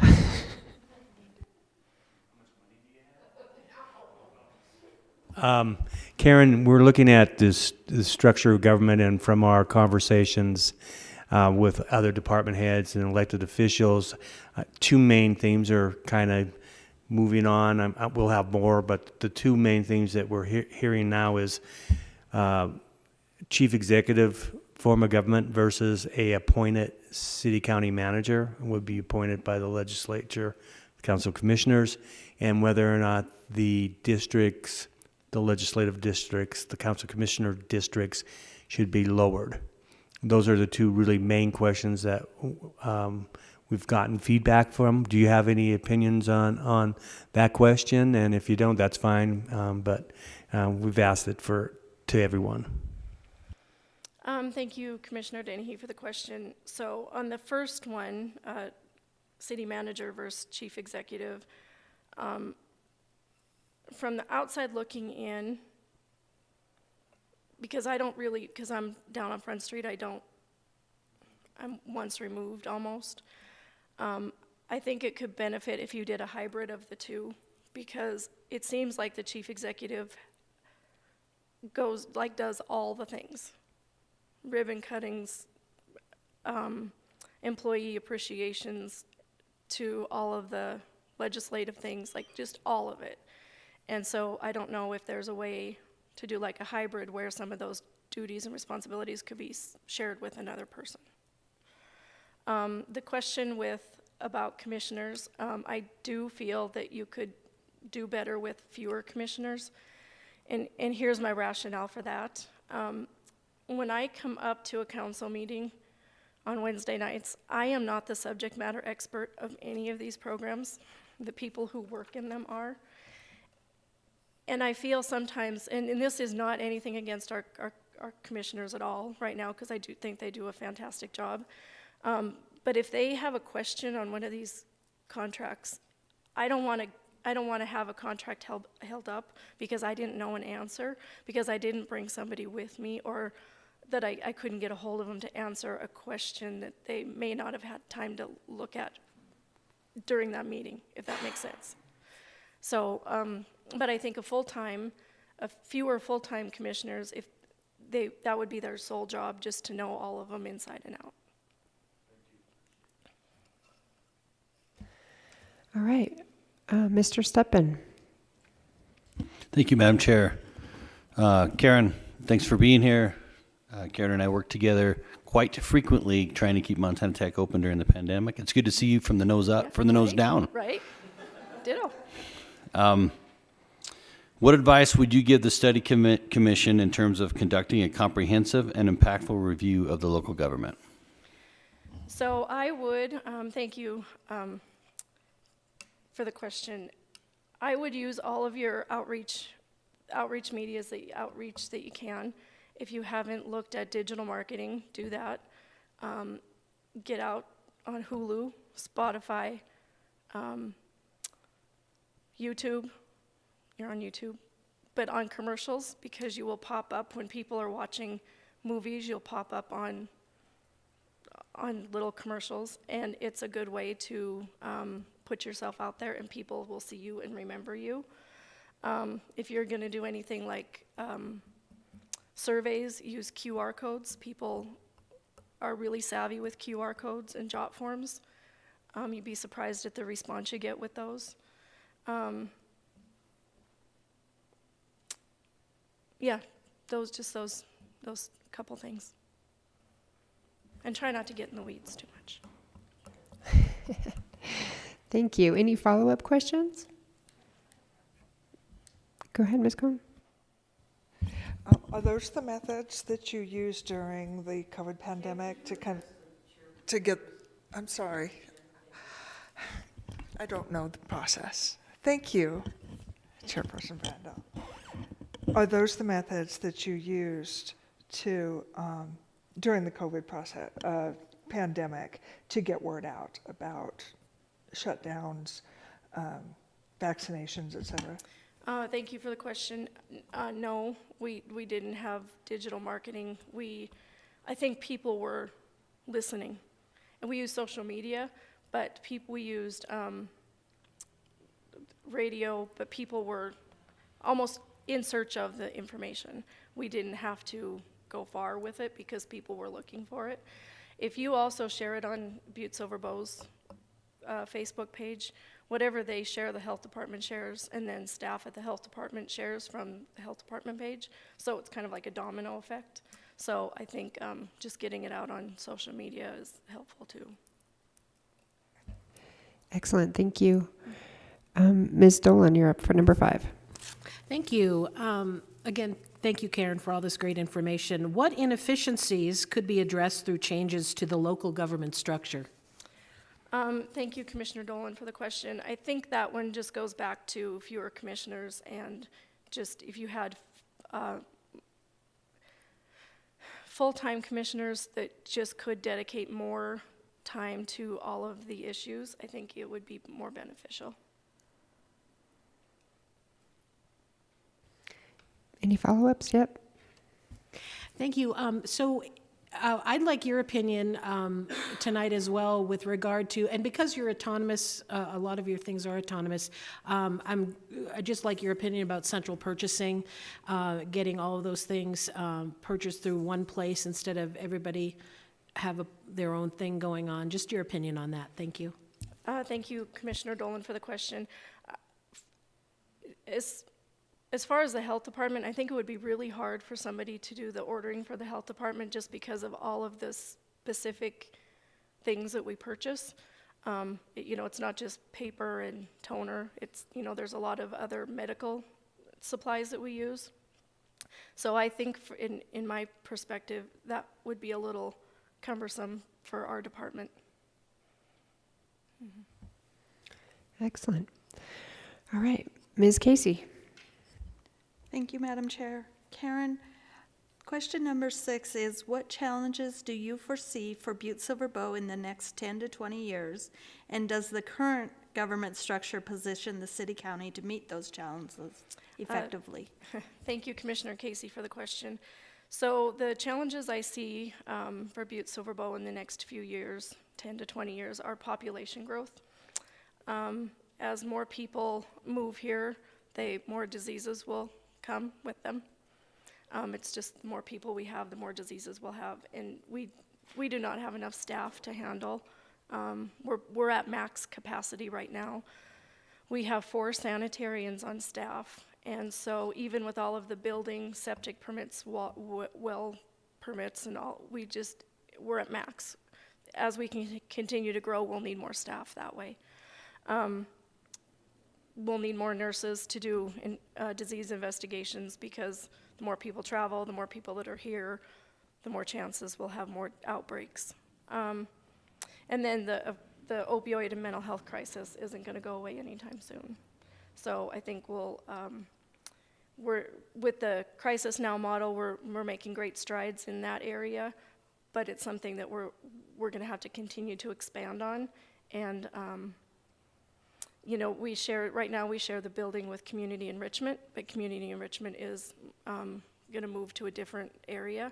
And so we're going to move into that area of the building and hopefully expand a little bit with our program. Ms. Casey. Madam Chair, a follow-up to that. Karen, do you think your current building meets those needs and future needs, even if you're able to expand into the community enrichment area? Thank you, Commissioner Casey, for the question.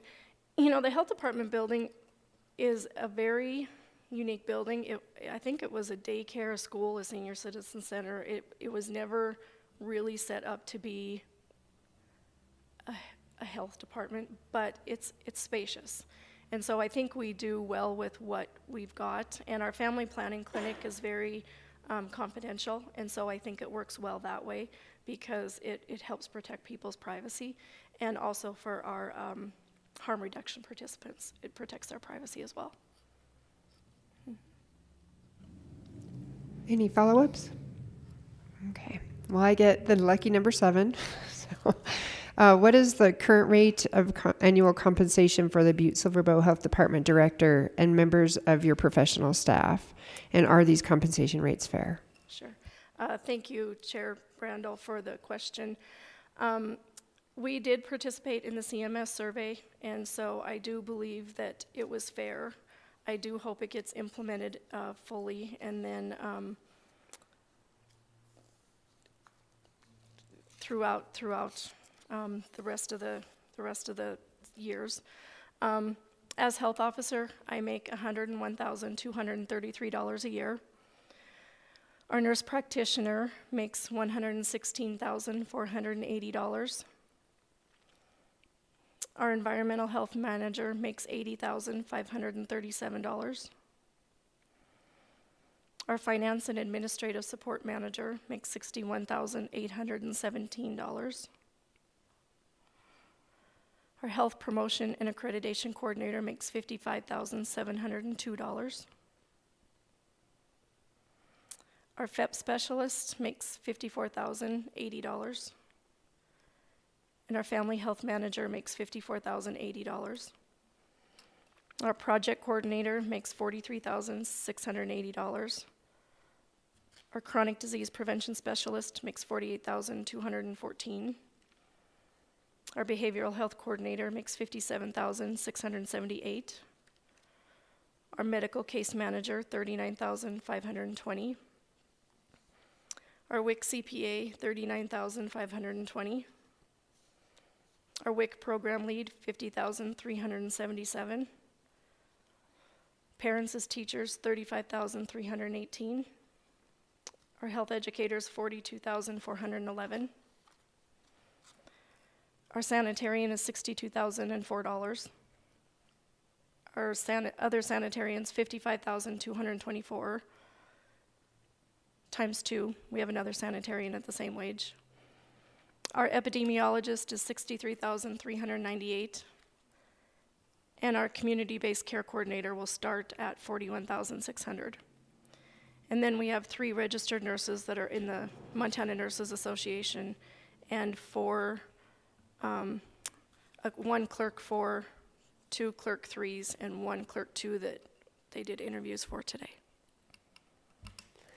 Thank you very much. Any follow-up questions? Did you have anything else that you would like to add? Okay. Well, thank you for spending your time with us and all of the work that you do. And again, we appreciate the efforts, a very small staff and a lot of work to do. Absolutely. And I will, I can email you this so you didn't have to write it all down. Thank you. Thank you. You're welcome. Thank you. Commissioners, how are we doing with seat time? Good. Okay. So let's roll right in. We'll move on to our third presentation from Ms. Beth Parks, Clerk of District Court.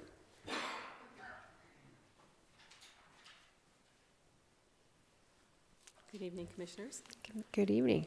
And I think you've been through this now 3 times, but I do want to make sure that I tell every one of you that this is a conversation and we're open to dialogue. So you've kind of seen how things go, and please do share your thoughts and opinions with us as we walk through our charter. Okay, absolutely. So Ms. McCormick, would you like to begin us? Thank you, Madam Chair. Thank you for coming tonight, Beth. What are the specific responsibilities and duties of the Butte-Silver Bowl Clerk of the Court? Well, the Clerk of the Court's office, we are the keeper of the records for the district courts. We're the custodian of them for all the cases, and we have a large variety of cases. The civil cases include adoption, developmentally disabled, paternity, guardianship, conservatorship, involuntary commitment, abuse and neglect, probates, domestic relations, a variety of civil matters that would be like wrongful death, quiet titles, personal injury. There's a large variety in each subcategory that we look at. We also do statutory liens, search warrants, investigative subpoenas. So those are quite the variety of that. And then we also do a criminal, and we do juvenile and everything that goes with those. And then we also process marriage license, and we also are an acceptance agent facility for passports. We are the liaison between the clerk's office, the public, and the courts. We're kind of in a unique situation where we're expected to provide information and assistance to the public, but yet we are not allowed to provide legal advice. So we have to walk a fine line in a lot that we do. Everybody comes to us, wants answers, but we can't always provide those answers. We also do jury trials. We send out jury notices each year. Those will be coming up in June, end of May, first part of June. So if you get a postcard from us, that's why we do that annually. And then we draw, those are random. Those go for all our jury trials that we have throughout the year. We usually have about 7 to 10 a year, and there's a dozen or more that we get ready for that go away, whether they're continued, vacated, the defendant takes a plea, whatever the case may be. Ms. Shaw? Thank you, Madam Chair, and thank you for being here. I've never met you before, Beth. Hi. All the years I was a commissioner, and you've been on for several years, I guess. Yeah. Second term. Yep. Well, no, first term started in January. I've been in the clerk's office it was 8 years Okay. yesterday. So, ready for question 2? All right. And also, I've been in there many times for looking for documents, and you have an amazing system. Yeah. And those old books are just fun as heck to look through. So, Yes. all right. Number 2, what are the most critical problems presently confronting the clerk of the court? Well, I'd have to say, the volume of pro se litigants that we get coming through the doors. We are fortunate enough, I think Butte-Silver County may be the only county that does have a pro se coordinator. And she's awesome, but there's just a large volume of people that come through, and so we're kind of the in-between person that tries to get things in somewhat of an order to eliminate messes for the courts.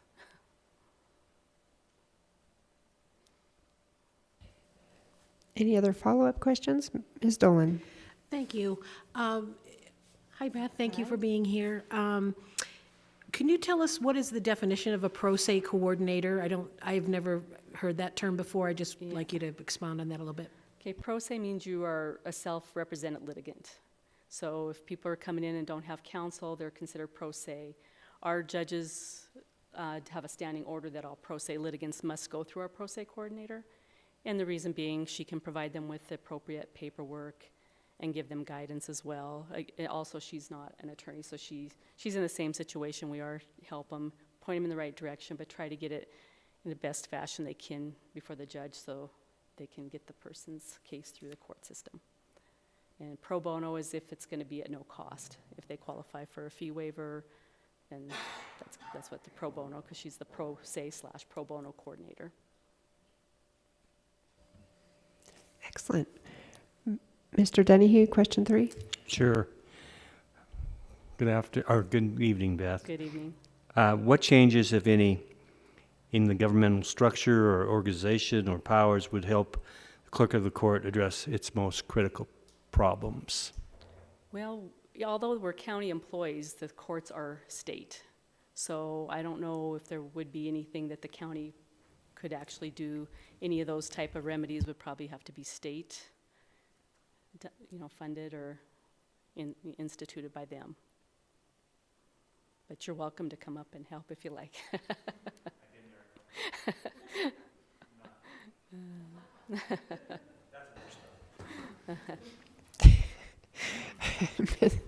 Mr. Steppen, question 4.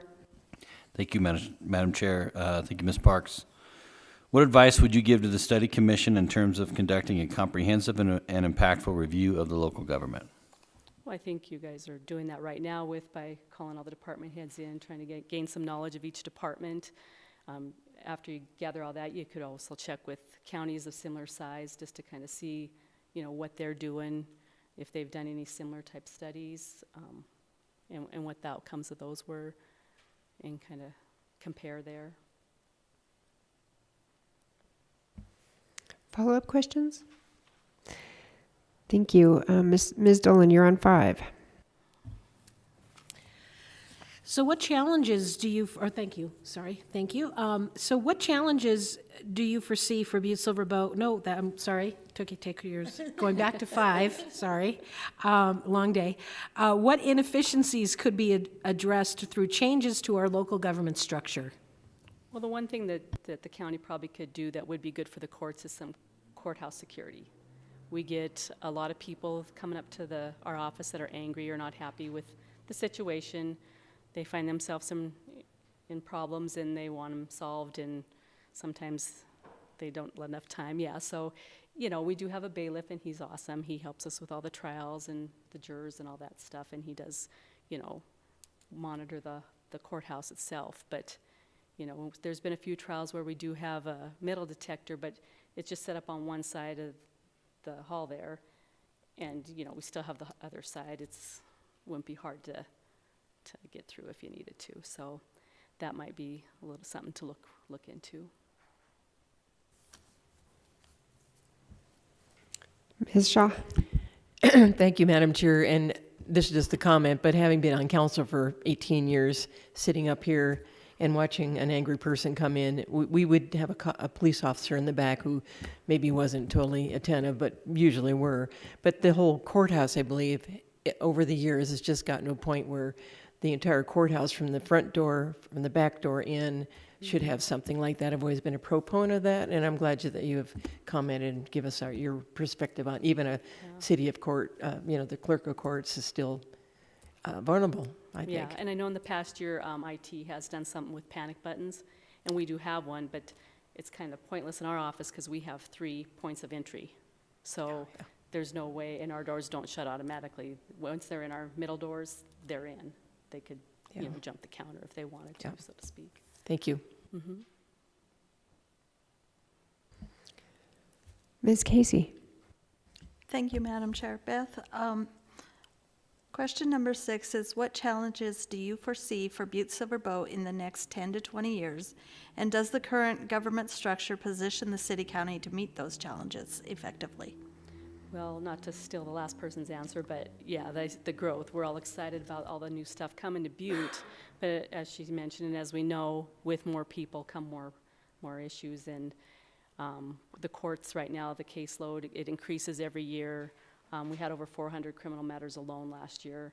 All our cases last year were over 2,000, and that doesn't count cases that we've reopened, or like on the criminal revocations that would reopen a case. There's just a lot, and so we're going to see more people. There's going to be more instances of stuff. So, and right now I'd say our office, the courts, and probably downstairs county attorney's office are pretty much at full capacity on workload.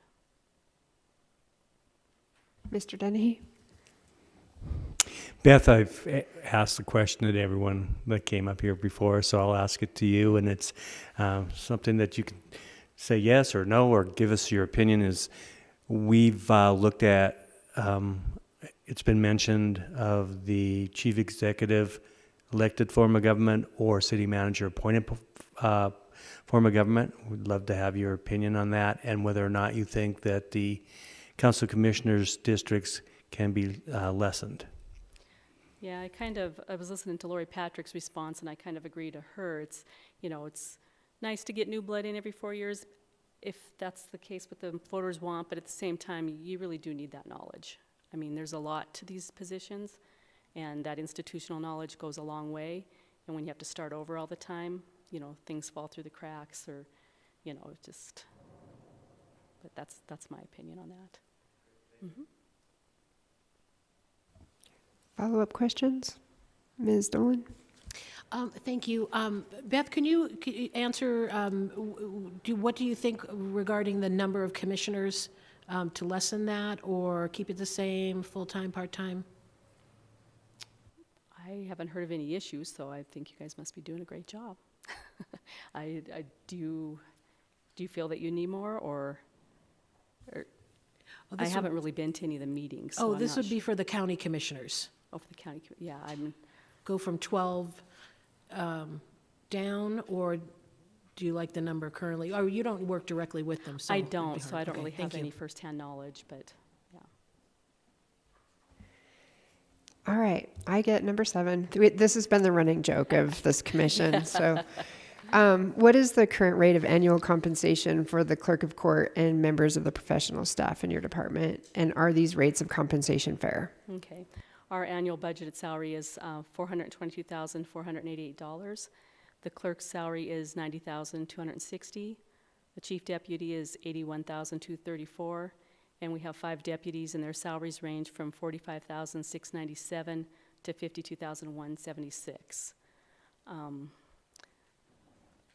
Fair in terms of, I don't know what you'd want to, the clerks are union, and they're on the low end of the totem pole on that, as far as what they do, what they're expected to know. and the volume of work that they process, they should probably be compensated more, I believe. And your department also was part of the salary survey, correct? If they're in the union, so if that's part of the, salary survey, that would be them, yeah. Follow-up questions? Right, Ms. Dolan. Thank you. So with not the non-union folks, yourself and the deputy, are they paid through state money or is it Butte-Silver Bow? You know, I'm not sure on the budget how that works. We do have some monies that go into the clerk's fund. We get revenue off of copies, writs, and searches. That is why with the public portal, in the last year, we went to full court enterprise. So we did a software conversion, and then we also went to e-filing. And a lot of people were getting access, but then they cut that back because the automation committee did, because there's a statute that requires people to pay for copies of court documents. Of course, it's all open to the public, what's not, unless they're sealed. And they have full access to that, but they need to come to our office to pay that statutory copy fee, because that's part of our revenue. So that's why that went about. But Excellent. Any other questions? Is there anything else that you would like to add or anything else you'd like to talk about? I can't think of anything. Well, thank you for coming tonight and sitting through the other presentations. We appreciate that as well. So thank you for your time, and you're very much appreciated. As everybody that's come before us, we are, I think, floored by the volume of work that every department head has. So thank you. Yes, Mr. and Ruth. Madam Chair, Commissioners, may I make a comment as well with regards to something that Ms. Park stated with regards to her workload? So you'll hear this from me as well, but while she is here today, I wanted the commission to know this. Butte-Silver Bow last year alone in 2024 prosecuted over 400 felony cases.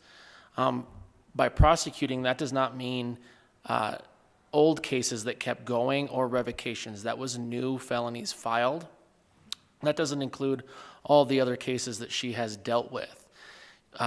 In comparison, Flathead County, who has twice the staff that she does, did 311 felonies last year, with a lot less revocations, 5 judges, and a whole slew of other attorneys. So just so this commission has something to compare what her office is doing to another county, we are substantially higher than almost anywhere in the state when we're looking at it per capita. And that also goes for the mentals as well. Our mental healths are higher than anybody, and that's just because of our location and what happens. But yes, just so the commission is aware, her office is what I would consider above max capacity. Thank you, Mr. Enruth. I appreciate that clarification. We have been hearing, just looking at it from the outside in and not knowing how each department runs, but when it takes 45 minutes to go through the duties of one department, I start to wonder how many people are actually carrying that load. And it seems that all of our Butte-Silver Bow employees are at max capacity. I can't make that as a, detailed evidence-based judgment, but based on what we have coming before us, it seems that that is the case. And we very much appreciate you. Thank you. Thank you. Appreciate your time. Okay, folks, I do need a 5-minute recess. So if we could reconvene at, it's almost 7:10, so if we can reconvene at 7:15, please.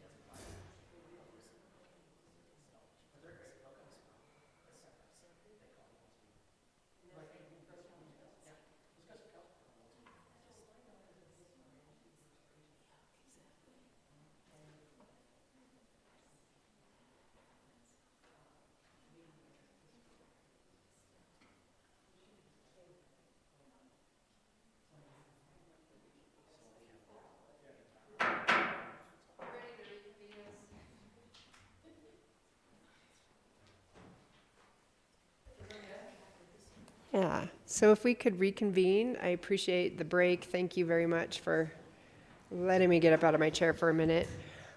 Ms. Cohn, we have correspondence or study commission update report by you.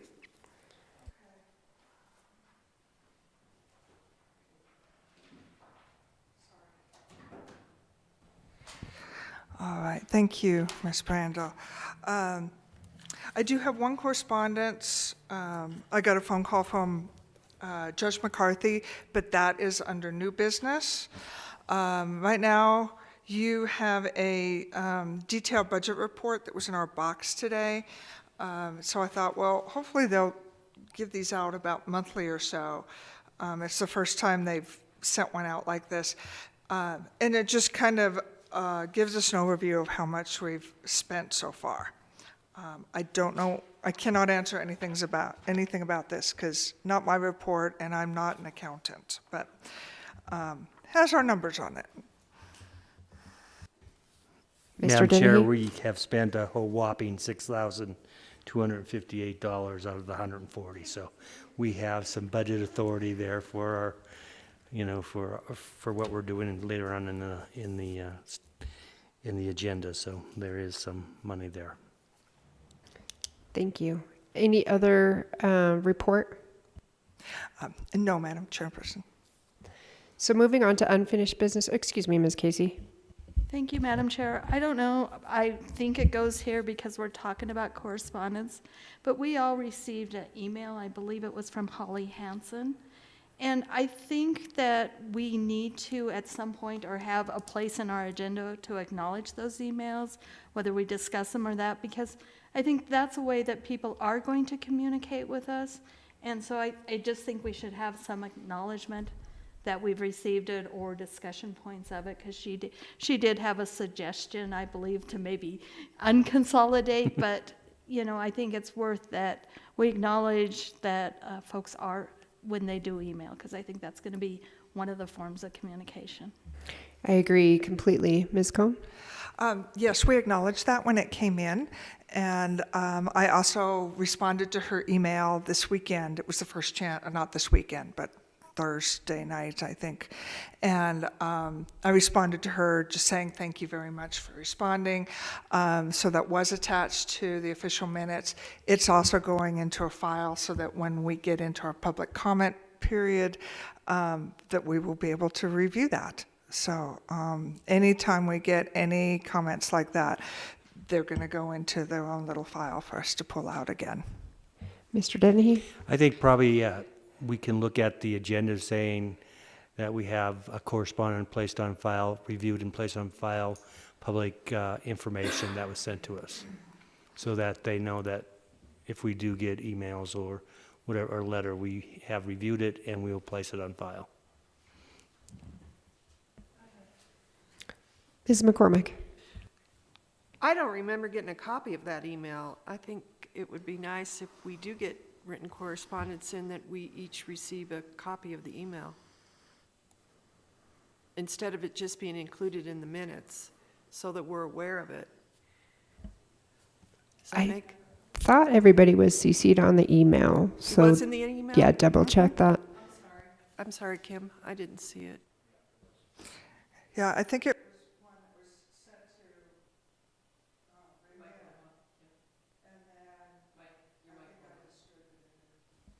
sorry, I thought I had it on. Because I think it was sent to you and you forwarded it to me and then I sent it out to everybody. I also answered Mr. Bandrob's email, and that will come up later in our new business. I appreciate the suggestion from Mr. Dennehy that we officially acknowledge it on the agenda, and then going back to the concerns that are raised in those emails, making sure that we are diligent about reviewing that information. For instance, if we were to look at unconsolidation or deconsolidation, I don't know what the right word is, not being consolidated anymore, that should be something that we look at. It's something that our public's been asking us to do, or at least one member, so that's something to consider as we move forward. Any other discussion about the report? Ms. Casey? Madam Chair, it looks like we just received a text message that Mr. Thielen didn't receive it either. So it could be a case, Kim, where I remember one time you sent some stuff out and I didn't get it through email. So it could be a case that our email's not jiving sometimes or connected. I don't know, but I know there was an instance where I hadn't received emails and worked through Kim to get them back. So just wanted to make that note that Ben just texted us all and said he didn't receive it in email either, so. Raylene? Yes, Ms. Shaw. Thank you, Madam Chair. And I've always been able to find them, but I don't have a laptop. I don't have a way of printing. And so I've been flagging certain things on my emails, and now I'm getting a whole list of emails so that I can go back to things. But I'm just wondering, if we do get a correspondence, at least on council, we each got a paper copy of the correspondence, then we can keep it, readily handy so that we need to look back or make notes or something like that, if that's at all possible. I think that might solve maybe some of our questions. Thank you. I think that's an excellent idea. It can easily be added into the notes. All right, any other conversation on that item? All right. So moving on to unfinished business, our public outreach discussion, party line, we are set for April 16th. And then I believe May 21st, Mary and Ben are going to take May 21st, correct? I think we agreed to that at the last meeting, after the end of the meeting, but if Ben is listening, he just might want to confirm that he's still available. I am. All right, excellent. I appreciate you all taking that on as well to go. I think this is important for us to do as we're moving forward. And then op-ed pieces, we just yet to get a meeting on the books. So I think you and I were reaching out to Mike. Thank you. And to get that finished up. So by next meeting, I hope that we have that divided up and ready for everybody. And then thirdly, the discussion about a marketing and advertising contractor as well. I felt that we needed to have a meeting here or a discussion here in terms of what we're asking them to contract with us for. Because as we are putting this together, it's hard for them to give an estimate without knowing what we want. And so I'd like us to have a bit of time right now to discuss that, what we were looking for in the contractor. I know the survey, eventually conducting and analyzing the community survey was one piece. Coordinating the public or social media, possibly, and pushing that through Butte-Silver Bow's channels was a second piece. What are other needs that we have from this contractor? Ms. Dolan? Thank you, Madam Chair. I think maybe to go along with those first couple of pieces, help in coordination to engage the public where they're at, as far as engagement places, things to attract folks to actually come, food. So, I mean, anything we can do to, no, Cindy, we won't do that. Anyway, that would be really helpful in their expertise in that regard. Mr. Steppen? Thank you, Madam Chair. Just kind of tagging on to Cindy's point, I'd like them to tell us what we don't know. I think that I mentioned before, for me personally, it's a bit of a blind spot. I think we had some great suggestions tonight on digital marketing and how easily accessible we can be to the public if we're in the right space, through social media, through Hulu and YouTube and all the ads that we try so quickly to punch through when we're watching ourselves. But I would almost ask for a presentation from them on what they can provide us. And we can give them a bit of a framework on what we need to do, but also what we want to do, and let them tell us the best way to do it. Ms. Casey? Thank you, Madam Chair. I would agree with Matt. I think there might be a lot of information out there, especially on the digital marketing side, that they could enlighten us on. And I'd also tag on to Cindy's that I think it would be good if they could help us when we do have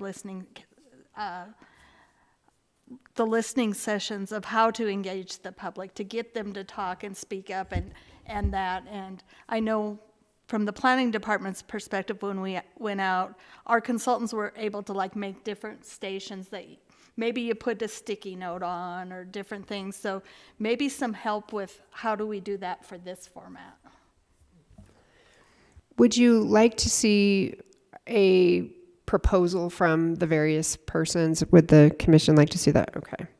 So what I'll do is I will email kind of this grand plan of all the things to those that had expressed interest. I'm also concerned, I want to make sure that we reach out widely because there may be other people that we haven't thought of or weren't given to us as possible contractors for this, and then ask for them to give us a proposal. Do we have a budget number that we'd like to offer them, or do we just say, hey, spend the budget? No, I'm just joking. I'm sorry. It's sarcasm is late. Ms. Casey? My suggestion is leave them come with a proposal. We can always pare down and get within a budget after we talk, but let's see what the world costs, so to speak. And then we can always go, once we have their ideas and that, we could pare it down to say, well, we like this, this, and this. How much would that be? Any other discussion on that? Ms. Dolan? Thank you. I would also make sure that they know, the timeline and all of the different points within that we have to hit, they can help us with, but to go through the whole tenure of the study commission so we have their expertise through it all. We don't want to be left out hanging at the end when we probably need them the most, getting all of that stuff. So they can help us with what they need to do timeline-wise that would be most effective. I like that because we definitely will have that push towards the end as the ballot initiatives come out. Other thoughts on this particular item? Mr. Steppen? Thank you, Madam Chair. There's also other counties going through this, and I saw Gallatin County has already had a public forum, and so it may be worth our time to reach out to some of the other study commissions to ask if there's a template they're using, what's effective for them. That might help us develop an outline that we can share with potential marketers. Do you want to do that? Absolutely, you betcha. Happy to. Sounds good. Thank you. I think I was called Railroad Raylin earlier today, so thank you for joining my rail train. Madam Chair, and maybe Matt, we can talk to MSU. I think a lot of the information that local government study commissions are getting goes right back to MSU, so they might be the clearinghouse for all that stuff, and I bet they are. I bet they have that information. Ms. Dolan? Thank you. I also think that we might want to remember when we do public outreach and these listening sessions to have a professional moderator, someone that can lead the discussion as far as just leading folks to help them get engaged.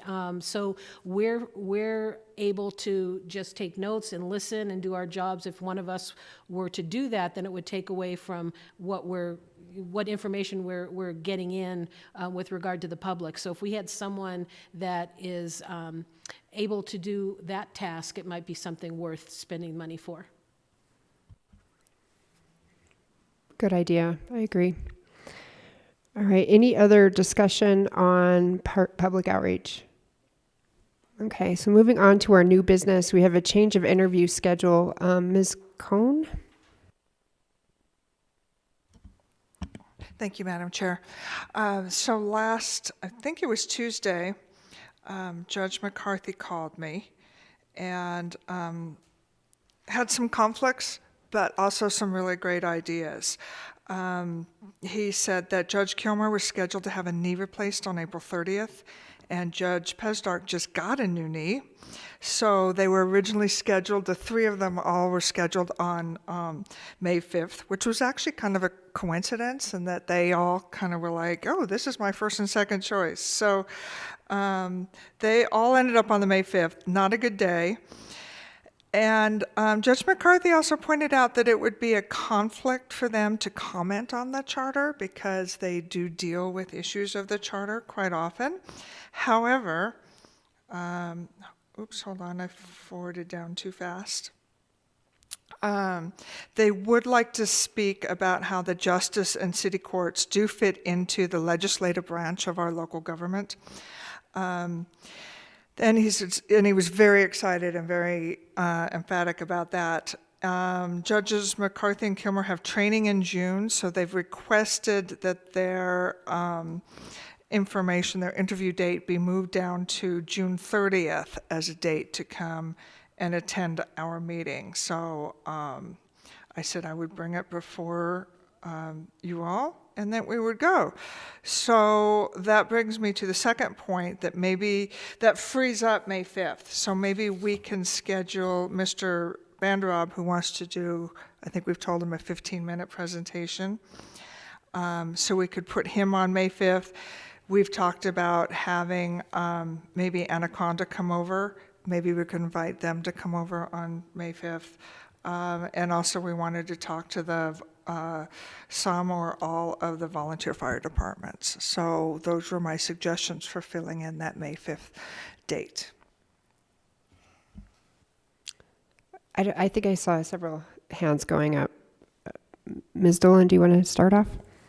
Thank you. I would just suggest, I would imagine with everything that's going on this year with regard to the legislature and the fire department, both paid and volunteer, they may need a little bit more time. That's just a total guess on my part, that maybe having 3 with the fire department might be a little much, but I don't know. But that's just out there with House Bill 547. I do think we need to hear from our volunteers as well, in addition to our municipal fire chief. So I'm wondering if we can maybe use that May 5th time and get a person from the volunteer council who could present on behalf of the volunteers. Shall we mull it a little bit, maybe? I'm open to other suggestions or comments. Thank you, Madam Chair. Could you clarify, Cindy, about, do they need more time, like more weeks to prepare, or they should be the only ones? Because I was saying my suggestions were ors, not ands, not all of these people. So what are you thinking? That it should just be them, or they need more time, like have them come in June? Just based on the activity in the Council of Commissioners with the number of folks that came in person with volunteer and paid, that I think I like Raylan's suggestion about maybe volunteers one night, paid the other night if it's too much, or maybe all in one night. But yeah, there's just a lot of discussion with regard to that, and it may end up being even a moot point several weeks from now. I don't know when the legislature finishes, but then it could be another discussion about updating the charter with regard to the fire department and its framework and function.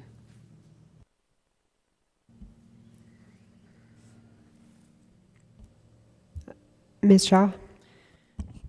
Thank you, Madam Chair. I'm kind of back and forth on this too, but I'm not sure when the final bill is. I mean, they're doing some tweaks on the HB 547, but according to Harvey, it's not going to change the decision about what's being made about the volunteer department and how it affects them. But and then it would go to the governor after that. I'm not sure what the timing is on that, but I kind of like to think we'd know where the hell we are on that thing, excuse me, everybody out there, where we're at on it as far as the bill is, and when it's finally been rubber stamped or whatever, and signed on the dotted line before we actually start discussing. That's just my thought on it. And I see my predecessor here. Mr. Dennehy? Madam Chair, I agree with Cindy. I think that we should let it go through the process at the legislature. Once they have a decision regarding the language of the bill, and have it go through the process, passed in both the Senate and the House and signed by the governor, then we will have a better understanding of where exactly that is. And then if we have to, not that we have to, I mean, when we hear from the volunteers and the professional fire departments, we will set aside, I would say 2 nights, one for the professional and one for the volunteers, and listen to what they have to say. But I wouldn't jump the gun right now until the legislature has done their job. So, Ms. Cohn, that would mean that May 5th is probably not going to be filled that way, so we can fill it another way. I think Mr. Vander Rob is a good idea. And then we certainly have our charter review that we're doing, which I think is going to take some more time as we get rolling into it. So I think that we'll fill that date just fine. I don't think we need to be too anxious, is what I'm hearing from my fellow commissioners. Anything else on that change? Also, did MSU confirm? They did, didn't they? Okay, so next Monday? Thank you. Yes, I believe they did, and I was going to contact Ken. Is his name Ken? Dave? Dan. Just to make sure, see if he has any technical needs or anything. Okay, and I will follow up with Lindsay in the Chief Executive's office to post that on Facebook that he will be here, so community can be sure to tune in or come to the meeting. And then we'll try to get the word out that the MSU Law Center will be here to present on city manager sort of government.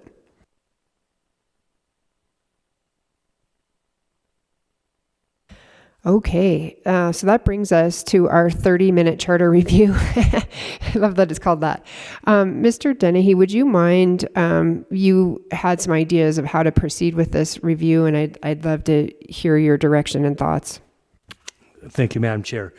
Well, I just thought that we would take the charter and break it into pieces, starting with the preamble down to, I think the next section that makes sense is the Council of Commissioners' powers and duties. Have people review it on their own, have the changes or comments of that section to the next meeting, and discuss any changes or comments regarding those changes that people have in mind. Make sure that Mr. Enruth is here to listen to the legal part of that. I think it would speed up the process. Also, we could look at different language. If you're proposing some language that other communities have, we could discuss that at the time. So instead of just reading the charter word for word throughout the sections, I think this would speed it up. So we can break it down into manageable format, and then whatever we believe after review, so there is some homework, and then bring it to the commission as a whole and have those discussions and change that. And also understand that there might be some language that we might have to change, or listen to the public outreaches that might change your mind in terms of how the charters, what the language is and how it could change. So and I would suggest maybe doing that. I've done it before and it works fairly well as long as everybody does their homework. You understand that, right? Yeah. Ms. Shaw. Are we going to get graded on our homework? Just saying. I totally agree with Dan. We did the same thing 20 years ago, and yours was 40 years ago. Oh, my Lord. 20 years ago.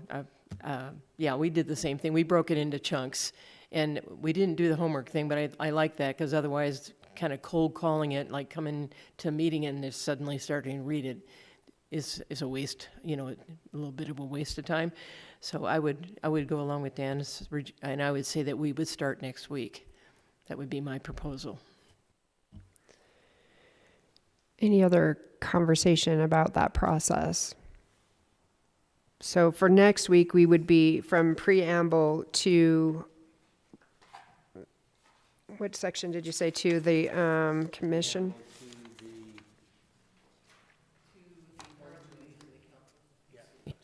Madam Chair, Section 3.03, which is Okay. powers and duties of the Council of Commissioners.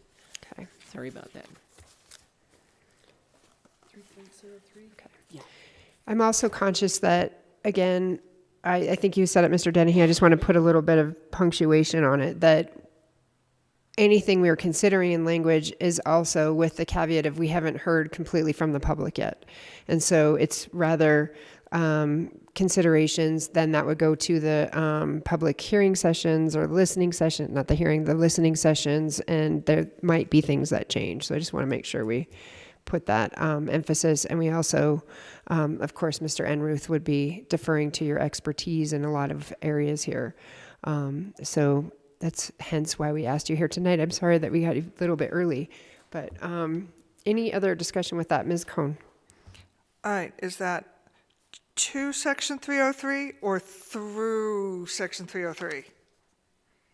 There's a famous movie that they do that. Do we go on 3 or do we go on 2, 3 and then go? I think 2. So stopping at the end of 3.02. Or did you think we want to go through? I thought that we would do.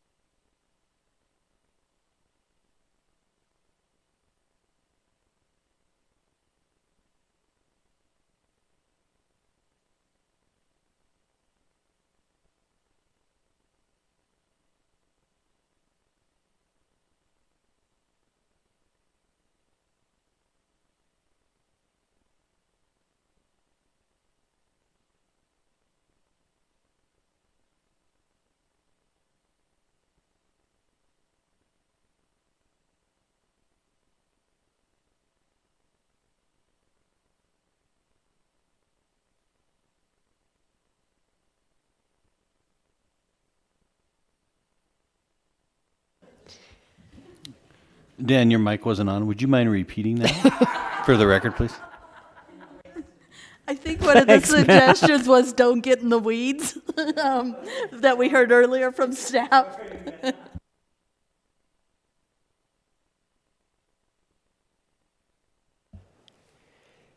Okay. Do we want to go into anything else with the charter review tonight? Madam Chair, since we have Matt here, Matt, we've been talking about. Sorry about that. Sorry, Matt. We've been talking about reducing the number of districts for council commissioners, and there was an issue, not an issue, there is a section in state law that says if you have a $50 million taxable valuation, that the number would be 7, at least 7. Is that a correct interpretation from your interpretation of the law? Madam Chair, Commissioner Dennehy, yes, I believe that was what we looked at, and that was the correct interpretation of the law. Based off of our taxable value, we had to have a minimum of 7, which also, if you think about it from a common sense standpoint, makes sense. With 7, you don't get any tie votes. You know, you have quorum. It fits all the right bills. And I will double check that when we're going through everything, but after previously looking at it, not looking at it here for about, a month, I think that's what we settled on.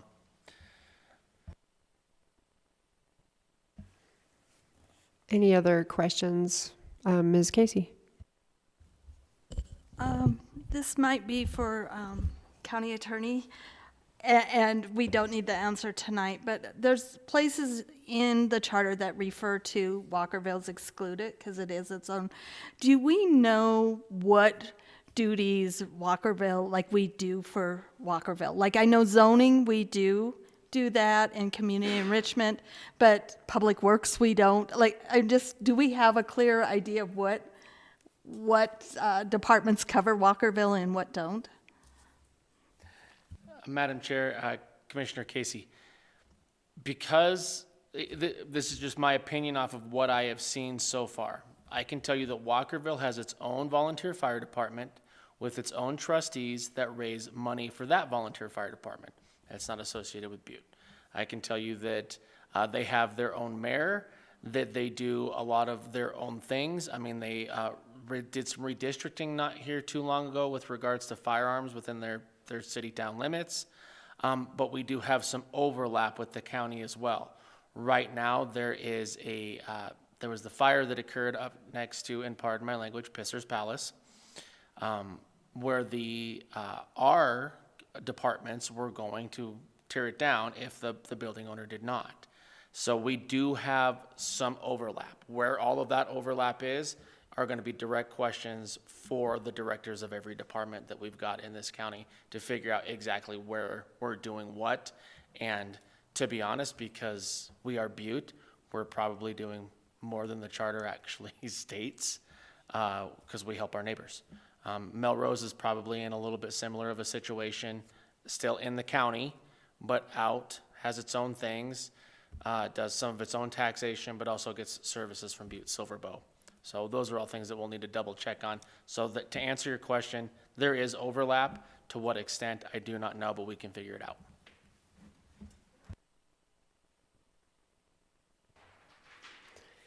Any other questions regarding charter review?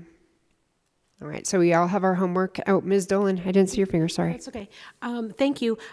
Would it be advantageous to maybe bring in the current mayor of Walkerville and have a discussion about their insights to what overlaps and what doesn't, and maybe someone from Melrose? I mean, I don't know. They might be on the ground and know exactly what things are covered, what things aren't, coming from their point of view to help us figure that out. I don't know if that would be helpful or not. Ms. Casey? In Melrose, we really don't have, they have their water district and sewer district, I believe, but they don't have a mayor, so I don't know who exactly we would bring in for Melrose, but I do know that Walkerville is considered its own little city, and there is overlap, but in our charter, I guess, some sections say excluding Walkerville, basically the city limits of Walkerville. And I don't know if that's going to need cleaned up from our end with overlap or not. I guess is my question. I think it's something to be studied, right? That's the point.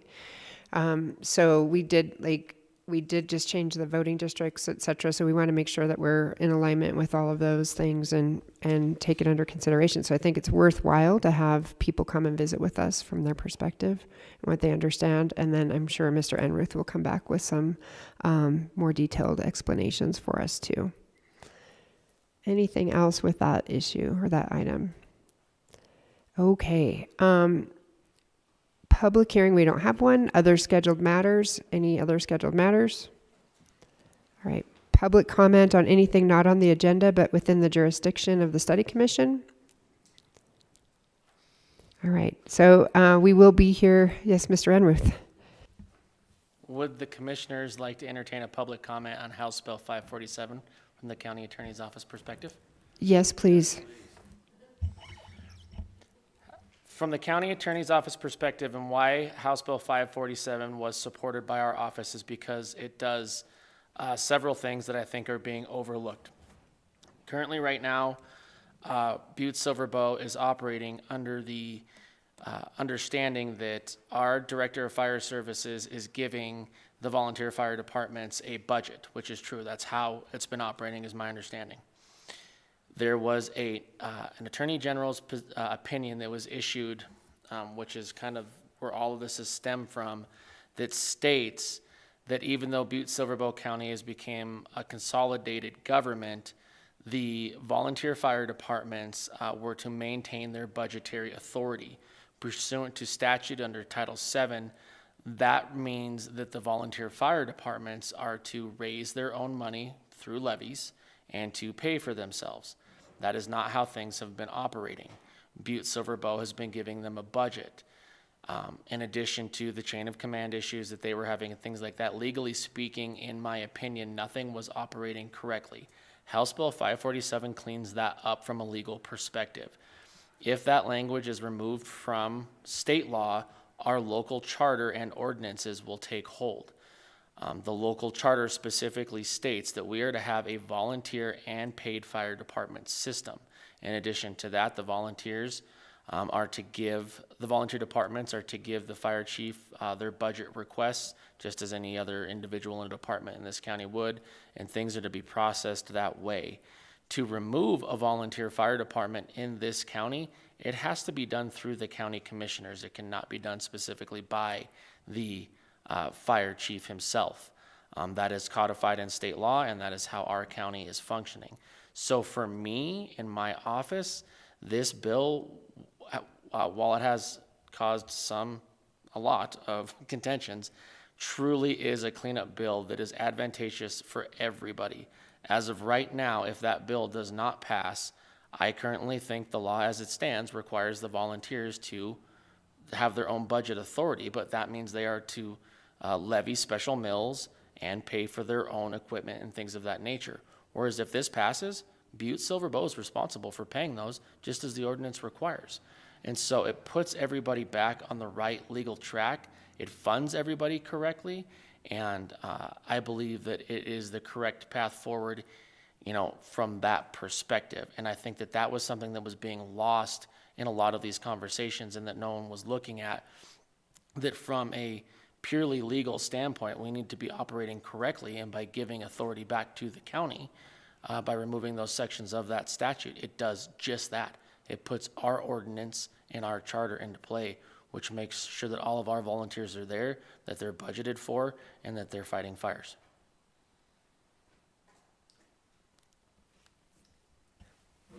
Questions or follow-up? Ms. Dolan. Thank you, Matt. Oh, thank you, Madam Chair.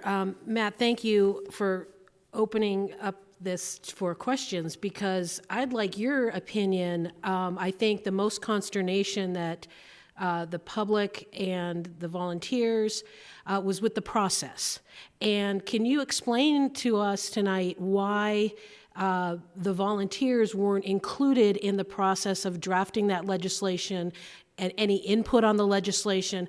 That's where all the problems started. And so having the county attorney, the fire chief, the chief executive, making those critical decisions, how you explained it tonight is very simple with regard to the legalities of it and the outcomes, but the process itself, in my determination personally, was terrible. And so can you elaborate on that a little bit and bring us into those discussions and that rationale to leave the volunteers out of it completely? Thanks. Madam Chair, Commissioner Dolan, I can't. I wasn't part of that process. I was part of the legal process. I was asked to look at a statute, which I did, and gave my opinion on it. My recommendation has always been to involve everybody. Outside of that, the county attorney's office is not involved in the political nature of the matters. We simply deal with the legalities of it. Do I think that this is something that the commission, this particular commission, can look at and possibly establish in a new charter? Yes, because when you look at our charter and you start going through the responsibilities of our county commissioners, part of that is, giving it, they can investigate, they can talk about things. I do think that it is a possibility, and that's why I brought it up tonight, to put some specific language in a new charter, if it is deemed necessary by this commission and the voters in this county, that if individuals involved in this county are looking at, putting legislation in place, that there's a process to that as well, and that there's a public process to it. But outside of how it happened, I cannot tell you why. I can only tell you that I was part of the legal process, and any questions regarding that legal process, I'll answer.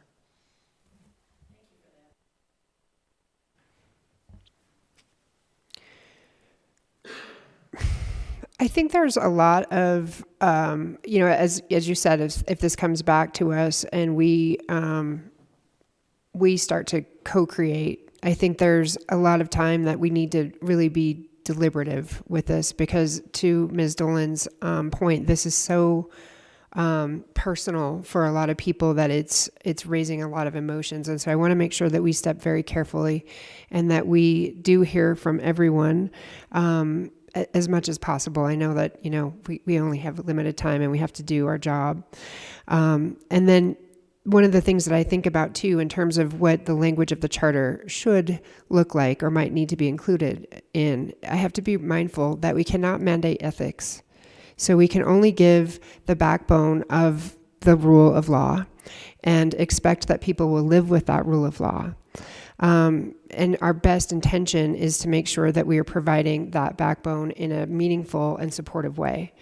But ultimately, at the end of the day, the personalities involved will have to do their job to act ethically and responsibly and do the best that they can by the constituency that they serve and the people that they would be fighting fire for in this case. And so I think that's the limit of our authority, is really that backbone. We can't make people do the right thing, unfortunately, as much as the teacher wants us to. But anyway. Is there any more discussion while we're on this issue? Okay. All right. Go ahead. Chairman Brandel, just to that point, yes, I do want to make it clear that nothing, in my opinion, was illegally done. If you looked at the amount of House bills that Ms. Patrick Baker was following and that myself have been following and have been a part of, I would advise this commission to also be cognizant of the fact that to inform the county commissioners of every single bill that this county is involved in would be an astronomical feat. I can tell you myself, I have been personally involved in a dozen bills that are going through the legislature right now with regards to criminal changes and statutes that will directly affect this county. I just would advise to please be very cognizant of that. You could turn a standard 3-hour commission meeting during a legislative session into a 5 or 6 hour marathon every Wednesday night just for those updates. I mean, today alone in my email from the individuals that I'm dealing with, there are half a dozen bills that all of the county attorneys are directly involved with, which will directly affect this county. I do understand the background behind House Bill 547 and why it is more contentious, but I would also ask that this commission be cognizant of that fact as well, because if you do open Pandora's box, we will be here for a long time. Thank you, Mr. Enruth. All right. Any other discussion? Okay, so announcements. Meetings will be held every Monday at 5, except for on federal holidays and the Butte holidays. I just have to say that every time. Ms. McCormick? I'd just like to say that I'm going to be out of town and will miss next week's meeting, but I'll be watching on YouTube so that I get the local government center's education. Thank you. I appreciate that. Ms. Cohen? Madam Chair, thank you. And I will be out of town I won't be out of town for the meeting.